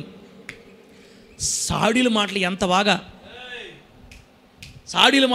వింటారంటే క్రైస్తవులు, నిజాలు కూడా పనిచేయ అంత స్పీడ్గా పోతాయి సాడీల మాటలు. ఒరే నా కొడుకు నా సంగతి నాకు తెలీదా? మెంటల్ మనిషి ఏంలా నా కొడుకు పోయి వాడితో చేరి వాడిని నా మీదకు పురుకొల్పితే మీకు చింత లేదా? పిచ్చి పిచ్చి మాటలు మాట్లాడుతున్నాడు అనమాట. వాడు ఎక్కడున్నాడో నాకు చెప్తే వాడిని వేసేస్తాం కదా మనందరం కలిసి, వాడిని వేసేసే సగం పెడబాదు మనకి అని మాట్లాడుతుంటే ఆ సేవకుల మధ్యలో ఉన్నాడు మన హీరో. ఈరోజు మన హీరో ఎవరు? ఆయన పేరు బుల్బుల్ రాజా దోయేగు. వాళ్ళలో ఉండి మాట్లాడుతున్నాడు. ఎప్పుడైతే ఆ మాట మీకు చింత లేదా అన్నాడో వెంటనే వాయిస్ స్వరం ఎత్తాడు. ఏదో మీడియం దోయేగు మాట్లాడుతున్నాడు. రాజా సౌలు గారు ఎందుకు అంత బాధపడుతున్నారు? మీరంటే నాకు ప్రాణం. ఒక విషయం చెప్తాను రాజా, నాకు ఇప్పుడు గుర్తొచ్చింది. ఒక వారం క్రితం ఈ యెషై కుమారుడైన దావీదు నోబులో ఉన్న అహీటూబు కుమారుడైన అహీమెలకు ఇంటికి వచ్చాడు. దేవుని సన్నిధికి వచ్చాడు. నేను చూసే కాళ్ళతో అక్కడే ఉన్న ఆ రోజు ఏదో పని మీద పోయి ఆ రోజు ఆ యాజకుడిని అహీమెలకు దావీదు గారి పక్షాన ప్రార్థన చేయడం నేను కళ్ళతో చూసా. దావీదు గారి పక్షాన ప్రార్థన చేయటం అసలు బైబిల్లో మా మాట ఉందా? సాడీలు చెప్తున్నాడు. దావీదు పక్షాన యాజకు పాస్టర్ గారు ప్రార్థన చేశాడు దేవుడికి. అంతే అనుకుంటున్నావా? భోజనం కూడా పెట్టాడు రాజా. అది మామూలు భోజనం కదా. మళ్ళా మీరు అంటుంటారే మందిర రొట్లు ఇచ్చాడు రాజా. నీ రాజ్యంలోనే ఉన్నాడు, నీతోనే ఉన్నాడు, దావీదు సపోర్ట్ చేస్తున్నాడు. మందిరం రొట్టించాడు రాజా, నా కళ్ళ ముందు తిన్నాడు. సరే ఇదనుకుంటావా? పోతా పోతా ఉంటే వెనక్కి దావీదుని పిలిచి, నువ్వు దాచిపెట్టమన్న గొల్లియాతు కత్తిని తీసిచ్చాడు రాజా. నాకు తేడా కొట్టినప్పుడే దావీదు అహీమెలకి ఇద్దరు గ్రూప్ అయిపోయారు. ఇప్పుడు అహీమెలకే నీ మీదకి దావీదుని రెచ్చగొట్టాడు. అది నిజమేనా అమ్మా? అది నిజమా? అది నిజమా? అసలు దావీదు అక్కడికి ఎందుకు వచ్చాడో పాపం అహీమెలకి తెలియదు. దావీదు ఏం చెప్పాడు? అయ్యా, రాజుగారు నన్ను ఒక పని మీద పంపించాడు, నేను రాజు పని మీద వచ్చా ఇక్కడికి, పోతా మధ్యన పని వరకు ఆహారం కావాలి వచ్చే ఇక్కడికని అబద్ధం చెప్పాడు దావీదు గారు. పాపం అసలు అతనికి మంచి కానీ చెడ్డ కానీ అహీమెలకి ఏమి తెలియదు. కానీ చెప్పడం ఎడ చెప్తున్నాడా? రాజా, దావీదు గురించి ప్రార్థన చేశాడు దేవుడి దగ్గర, అన్నం పెట్టాడు, ఫుల్గా కత్తి ఇచ్చాడు. ఏసై నువ్వు ఈ కత్తితో వేసేయి, ఎవరినే మొన్నేమో గొల్లెత్తనే వేసావు, ఈసారి సౌలు వేసేయి, సగం పెడబోద్ది అని చెప్పినట్టుగా సౌలుకి ఎక్కబొడొస్తున్నాడు చాడీ మాటలు. అందుకే నేను చెప్తున్నాను, వీడు మామూలోడు కాదు, సాడీలు చెప్పే దుర్మార్గుడు. ఇప్పుడు చెప్పండి, పక్కింటోడి మీద సాడీలు చెప్పేవాళ్ళది ఎవరా? ఇశ్రాయేల్ పాస్టర్ దగ్గరకు వచ్చి ఏరే విశ్వాసం మీద సాడీలు చెప్పేవాళ్ళందరూ ఎవరా? ఏం సార్ మమ్మల్ని దుర్మార్గులు అంటున్నావు నువ్వా? చెప్పమనేది నువ్వే, చెబితే దుర్మార్గులు అనేది నువ్వే. జరిగింది జరిగినట్టు చెబితే మంచిది. నీ చెవులతో వినాలి, నీ కళ్ళతో చూడాలి, అప్పుడే చెప్పాలా. వాళ్ళు అనుకుంటున్నారు, వీళ్ళు అనుకుంటున్నారు, వద్దు మనకి అసలు పొరపాటునొద్దు. అది కూడా నాకు ఎందుకు చెప్పమంటున్నానంటే సంఘానికి దెబ్బ లేకుండా చూసుకుందామనే. అంతేగాని వాళ్ళ దగ్గరికి పోయి కత్తి పుట్టుకొని ఫేక్ గోస్తా ఎందుకన్నా నువ్వు ఏకమన్నా అని అంటానికి కాదు. సంఘానికి ఇబ్బంది లేకుండా వాళ్ళు సరి చేసుకుందామనే తప్ప మనం ఏదో పెద్ద ఇక్కడ పుడిచేద్దామని కాదు కదా. జరగని వాటిని జరిగినట్టుగా, జరిగిన వాటిని జరగనట్టుగా కల్పించి లేపి నువ్వు ఇశ్రాయేల్ పాస్టర్కి బాగా సాడీలు నువ్వు సరే చెప్పేవనుకోలే. ఇశ్రాయేల్ పాస్టర్ మంచోడు తింటాడా ఆ మాటల? ఇశ్రాయేల్ పాస్టర్ ఆ మాటని వాక్యలో పొడిచేలేక ఆ విశ్వాసం ఆ దెబ్బతో అవుట్ చర్చి కూడా ఆపేసింది. మన సంఘం జరగలేదులే, ఒకప్పుడు జరిగింది. ఇప్పుడు అనేక సంఘాలు ఇదే జరిగేది. ఈ విశ్వాసం మీద ఆ విశ్వాసం పాస్టర్ గారు బాగా చెప్పేస్తుంది. పాస్టర్కి బుర్ర ఉండబల్లే, ఈ బిడ్డ ఎట్టటి బిడ్డ చర్చికి వస్తుంది, ఈ బిడ్డ చాలా కాలం చూస్తున్నాను నేను, ఈ బిడ్డ ఎట్టటి బిడ్డ తెలియదు మనక. దోయగు చెప్పిన దుర్మార్గపు సాడీలు మాటలు సౌలిని ఎవరక్కడ? చిత్తమహాప్రభు పిలవండ్రా వాళ్ళనే మొత్తం పిలిపించండి రా. బిడ్డలరా, టకటక మనిషిని పంపించి అహీమెలకుని అతని ఇంటి వారిని ఇంచుమించుగా 85 మంది సేవకులు వచ్చారు, పిలిపించాడు. వాళ్ళందరూ వచ్చేదాకా ఆ చెట్టు కిందే కూర్చోన్నాడు ఈ పిచ్చి మనిషి. మెంటలు అంటాడు ఎట్టుందో, ఈ చెట్టు కిందే కూర్చొని ఇంటి కూడా బాలా. మొత్తం వచ్చే పాస్టర్లు వచ్చారండి. వాళ్ళు వస్తా ఎట్ వచ్చారంటే మామూలు బట్టలతో రాలా, దైవజనులు ధరించే ఎఫోదు బట్టలు వేసుకొని వచ్చారు. 85 మంది యాజకులు ఎఫోదు బట్టలు వేసుకొని వచ్చారు. సరే వచ్చారు. రాజుగారు నమస్కారం అండి, ప్రజలు అండి చెప్పండి పిలిచారు రాజుగారు. అహీటుబు కుమారుడా, ఇనో అహీమెలెకు, నాకు కీడు చేయడానికి నా విరోధి అయిన దావీదుతో నువ్వు కలుసుకున్నావంట, వాడి గురించి ప్రార్థన చేసావంట, వాడికి భోజనం పెట్టావంట, నన్ను వేసేయమని కత్తి కూడా ఇచ్చావంట కదా. ఏంది? నన్ను లేపేయమని కత్తి కూడా ఇచ్చావంట కదా నాయన. వెంటనే అహీమెలెకు చెప్తున్నాడు, అయ్యా రాజా, దీని గురించి కొద్ది కానీ గొప్ప కానీ నాకేమీ తెలియదు. నా ఇంటికి వచ్చాడు. అయ్యా ప్రార్థన అంటే నేను రోజు ప్రార్థన చేస్తున్నాను అయ్యా దావీదు గారి గురించి. అసలు దావీదు ఎవరు? నీ నగరంతట్లో నమ్మకమైన వాడు. దేవునికి స్తోత్రం కలుగును గాక. చెప్పండి గట్టిగా హల్లెలూయా. దావీదు గారి గురించి సౌలు ముందు దేవుడు చెప్పిస్తున్నాడు అహీమెలెకు చేత, రాజా నీ అల్లుడు నీ నగరంతటిలో అందరికంటే గనుడు, గొప్పవాడు, ప్రార్థనాపరుడు, జ్ఞానం కలిగినవాడు. అతని గురించి నేను ఈరోజే ప్రార్థన చేస్తున్నానా, ఎప్పటి నుంచో ప్రార్థన చేస్తున్నానయ్యా, కానీ మీరు అడుగుతున్నటువంటి ఆ కక్ష గొడవలు నాకు సంబంధం తెలియదయ్యా. ఇప్పుడు ఆ మాట అన్నప్పుడు సౌలు ఏం చేయాలి? సరే ఆ రోజు నీ దగ్గరికి ఎందుకు వచ్చాడు, నీకేం చెప్పాడు వాడు చెప్పు, నీకేం చెప్పాడు అని అడగాల పడలేదా? అడగాల.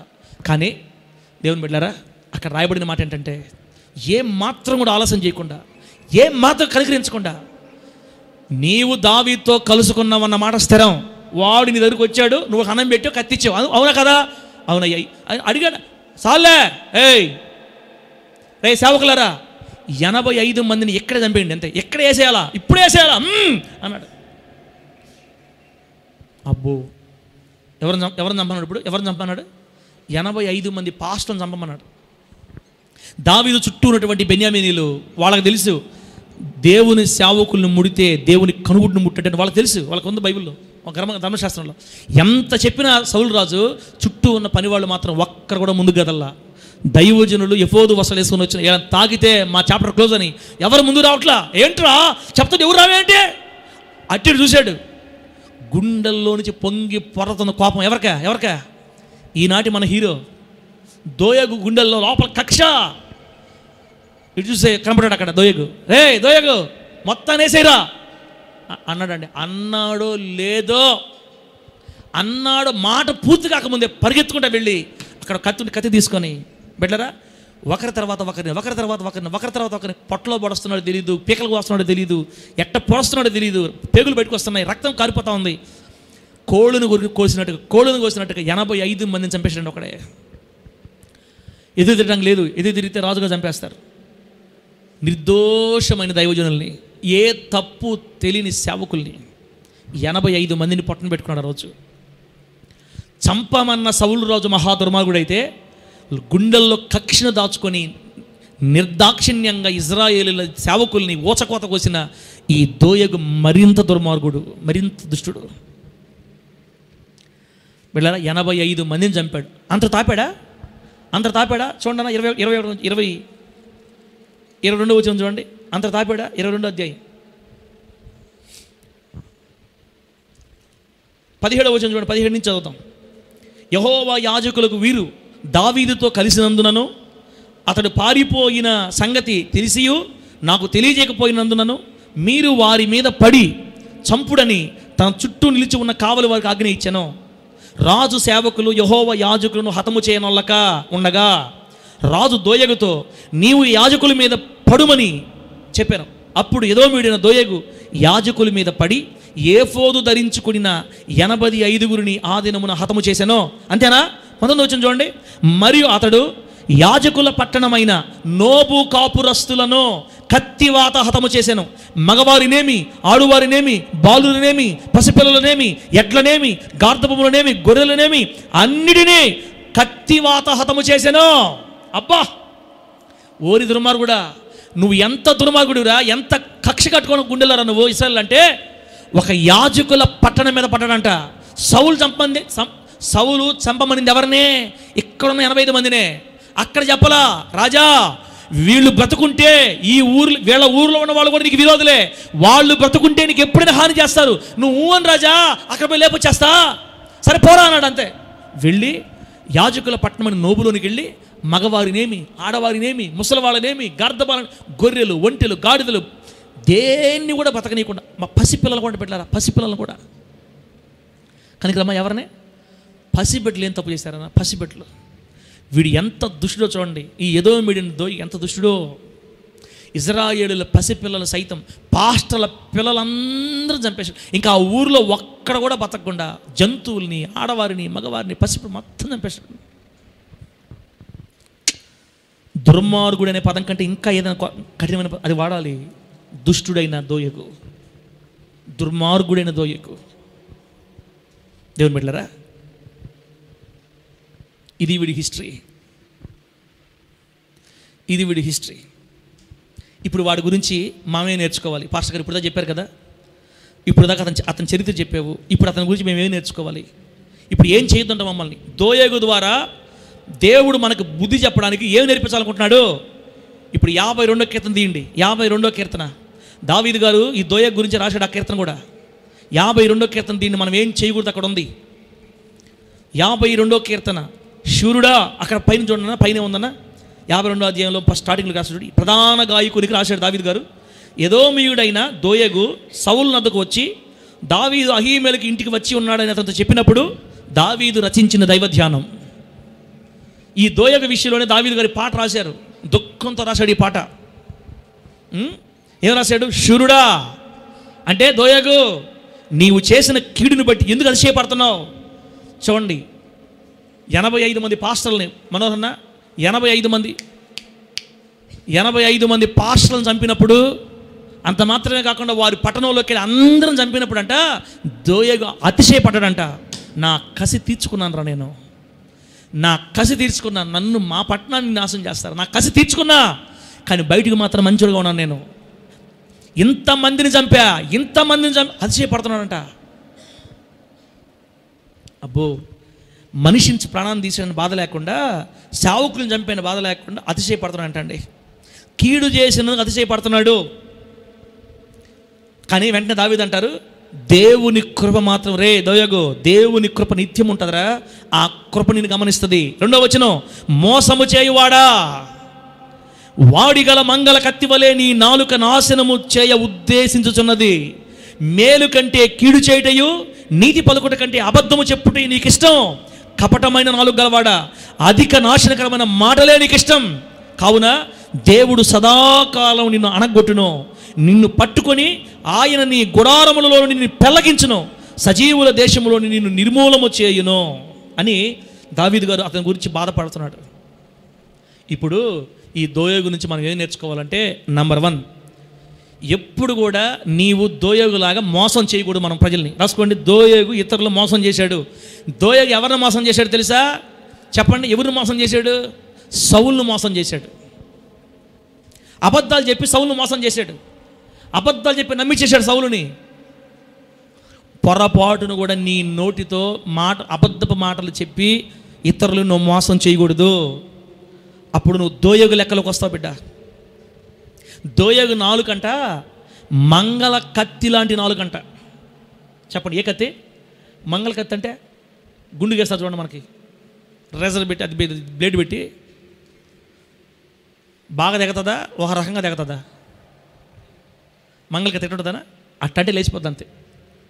2 పక్కల వాడి మంగళ కత్తి లాంటి నాలుకంట అండి దోయోగు నాలుక. సౌలుకి ఏం చెప్పాడో తెలియదు, కానీ ఆ మాటలకి 85 మందిని చంపాలని కసవ చేసింది సౌలు గారికి. మంగళ కత్తి లాంటి నాలుక. రే దోయోగు, నీ నాలుక వాడిగల మంగళ కత్తి వలె నాశనాన్ని కోరుకుంటుంది. నీకేది ఇష్టమో తెలుసా? మేలు చేయడం కాదు, కీడు చేయడం నీకు ఇష్టం. నీతి పలుకుట కంటే అబద్ధం చెప్పడం నీకు ఇష్టం. కపటమైన నాలుగు గలవాడా. క్రైస్తవులకి నాలుక జాగ్రత్తగా ఉండాలి. ఆమేనండి, గట్టి చెప్పండి హల్లెలూయా. ఇంకోసారి చెప్పండి. ప్రార్థన చేసుకోపోతున్నాం మనం. ఇంకా క్రైస్తవులకి ఏం బాగుండాలి? నాలుక. నాలుకని జాగ్రత్త చేసుకోకపోతే అగ్ని వచ్చే ఉరి. ఈ నాలుకని గురించి బైబిల్ ఏం చెప్పింది తెలుసా? ఇది చిన్నది, మిక్కిలి చిన్నదంట, జీవితాన్నే తగలబెట్టేస్తుందంట ఈ నాలుక. ఒక్క చిన్న అగ్గిపుల్ల అడవిని తగలబెట్టినట్టుగా, యాకోబు పత్రికలో ఉంది మాట, చిన్న అగ్గిపుల్ల అడవిని తగలబెట్టినట్టుగా చిన్న నాలుక జీవితాన్ని తగలబెట్టేస్తుందంట. దైవజనులు లేదా దేవుని బిడ్డలు నాలుకని జాగ్రత్త చేసుకోవాలి. కపటమైన నాలుక మనకు ఉండకూడదు. ఆ విశ్వాసం మీద ఈ విశ్వాసకి లేనిపోని మాటలు చెప్పి, ఈ విశ్వాసం మీద ఆ విశ్వాసం లేనిపోని మాటలు చెప్పి, వీళ్ళిద్దరి మీద తగాదాలు పెట్టి నవ్వుకుంటా ఉండేదానికి మన దేవుడు శాతకాంతి అనుకున్నావా? కపటమైన నాలుక, మోసం చేసే తత్వం. ఆ విశ్వాసం మీద పాస్టర్ లేనిపోని మాటలు చెప్పి, ఈ విశ్వాసం మీద పాస్టర్ లేనిపోని మాటలు చెప్పి, మైండ్ లేని పాస్టర్, సౌలు లాంటి పాస్టర్ వేసేయండి. రాజబాగా చర్చికి రాబాగా, చర్చి రాబాగా, పో, ఎందుకు నువ్వు పో. అప్పుడు హాహా నవ్వుకొని, నేను చెప్పాను, నా మాట నెరవేరింది. మోసము చేయువాడా అంటాడు దేవుడు. మంగళ కత్తి వలె నీ నాలుక కీడినే కోరుకుంటుంది. నీకు నాశనకరమైన మాటలే ఇష్టం, మేలుకరమైన మాటలు నీకు ఇష్టం లేదు. నీకు కపటమైన నాలుగు గలవాడా. దేవుని బిడ్డలారా, నాలుగు చాలా జాగ్రత్తగా ఉండాలి. బైబిల్లో నాలుగు గురించి భయంకరమైన మాటలు రాయబడ్డాయి. ఈ నాలుగు వల్లే మన జీవితాల మీదకి ఊరు వస్తుందంట. ఊరి ఏమొస్తుంది? ఊరు వచ్చిందంటే అవుట్. ఇంకా ఒక ఆమె పేపర్లో చూశాను నేను ఆ మధ్యకాలంలో. ఒక అమ్మాయి అలిగిపోయింది వాళ్ళ అమ్మోళ్ళింటికి. భర్త మీద అలిగిపోయిందన్న. మన జిల్లాలో జరిగిన సంగతి. భర్త మీద అలిగిపోయింది. ఈ అమ్మాయి వాళ్ళ బంధువు చిన్నమ్మ పెద్దమ్మ వాళ్ళ భర్త ఊరిలో ఉందన్నమాట. ఒక 10 రోజుల తర్వాత ఊరికి పోయింది, ఆమె దగ్గరికి పోయింది, భార్య దగ్గరికి పోయి తమాషాకి చెప్పిందంట. తమాషా చెప్పిందంట మాట. నాలుగు ఎంత భయంకరంగా చెప్తాను మీకు నేను. ఆ అమ్మాయిని ఆట పట్టిద్దామని తమాషా చెప్పిందంట సీరియస్గా. అమ్మాయి, నువ్వేం వచ్చేసే 10 రోజులు అయింది, అక్కడ మీ అత్త మీ మామ మీ ఆయనకి ఏ అమ్మాయిని చూస్తున్నారు. నాకు తెలిసి ఇంకొక 10 రోజుల్లో పెళ్ళి కూడా అయిపోద్ది. నాకు తెలిసి నీకు సవత వస్తుంది, నీకు అయిపోయింది నీ జీవితం, ఆల్రెడీ అంతా ప్లాన్ జరిగిపోతుంది అనిందంట. అది నిజమా అబద్ధమా? నిజం కాదన్న, అబద్ధం. అసలు ఏం లేదంట అక్కడ. తమాషా ఆమె ఆట పట్టించడానికి సీరియస్ చెప్పేది సీరియస్ చెప్పింది అనమాట. ఆ రోజు రాత్రి లెటర్ రాసింది, నా భర్త వేరే పెళ్లి చేసుకుంటున్నాడు, ఇంకా నా భర్త వేరే పెళ్లి చేసుకుంటే నన్ను చూసుకోడు, అట్లాగని నేను మా అమ్మోళ్ళ ఇంట్లో ఉండలేను, మా అమ్మోళ్ళ భారంగా నేను ఉండలేను, ఈ భారమైన బతుకు బతకడం కంటే సావటం మేలని అనుకుంటున్నాను, నా సావుకి మా అమ్మ మా కారణం కాదు, నా భర్త కారణం అని పెట్టి సంతకం పెట్టేసి పూర్లు ముందు ఆగేసింది. రాత్రి పొద్దున్న లేచేలేకి చచ్చిపోయింది, అంతే, చనిపోయింది. ఈ మాటలు చెప్పిన క్షణం ముందే నోరెత్తితే నన్ను అడిగి జైలు వేస్తారని గమ్ముగైపోయింది.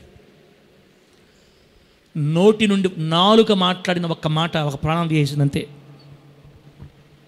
గుండెలు జాగ్రత్తగా పెట్టుకో తమ్ముడు, నువ్వా మైండ్ జాగ్రత్తగా పెట్టుకో, దగ్గర పెట్టుకో. నీ నాలుకని ఇష్ట ప్రకారం ఆడిస్తే అది నీకు ఊరిగా మారిపోద్ది, అవతల వాళ్ళకి ఊరిగా మారిపోద్ది. నీ ఒక్క నాలుగు వల్ల సంఘం బద్దలైపోద్ది, అంతే. నువ్వు ఒక్కడివి చాలు సంఘాన్ని కూల్చేయడానికి, నువ్వు ఒక్కదాని చాలక్క సంఘం మొత్తం కూల్చేయడానికి.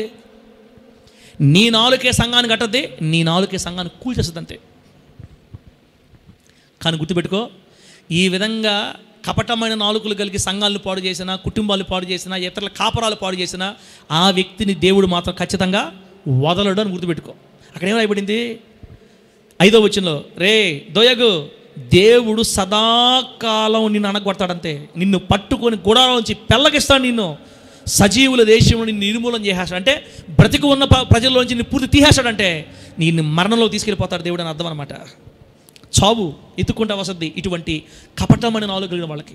దోయగు నాలుక కపటమైన నాలుక, దోయగు నాలుక అబద్ధ మాటలు మాట్లాడే నాలుక, దోయగు నాలుక చాడి మాట చెప్పే నాలుక, దోయగు మనసు కపటంతో నిండిపోయి ఉంది. దోయగు భయంకరమైనటువంటి ఏమండి దుర్మార్గుడు. మేలు చేయడం కంటే కీడు చేయడమే వాడికి ఇష్టం. బాగా ఎంత చక్కగా రాశాడు దేవుడు. ఇప్పుడు నేను మీకు అదే చెప్తున్నాను, దోయగు లాంటి విషపు నాలుక మనలో ఉండకూడదు. ఆమేనండి. నీ నాలుక ఎవరికి కీడు చేయడానికి అసలు మాట్లాడకూడదు.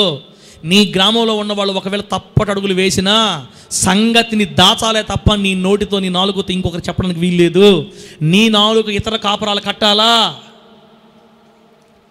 నీ నాలుక ఇతరుల కాపురాలు కట్టాలి, నీ నాలుక సంఘాలు కట్టాలి. నీ నాలుక ఎవరినైనా కూల్చిందంటే తర్వాత రెట్టింపు అనుభవిస్తావు తర్వాత బిడ్డ, ఎవరైనా కానీ, నేనైనా నువ్వైనా.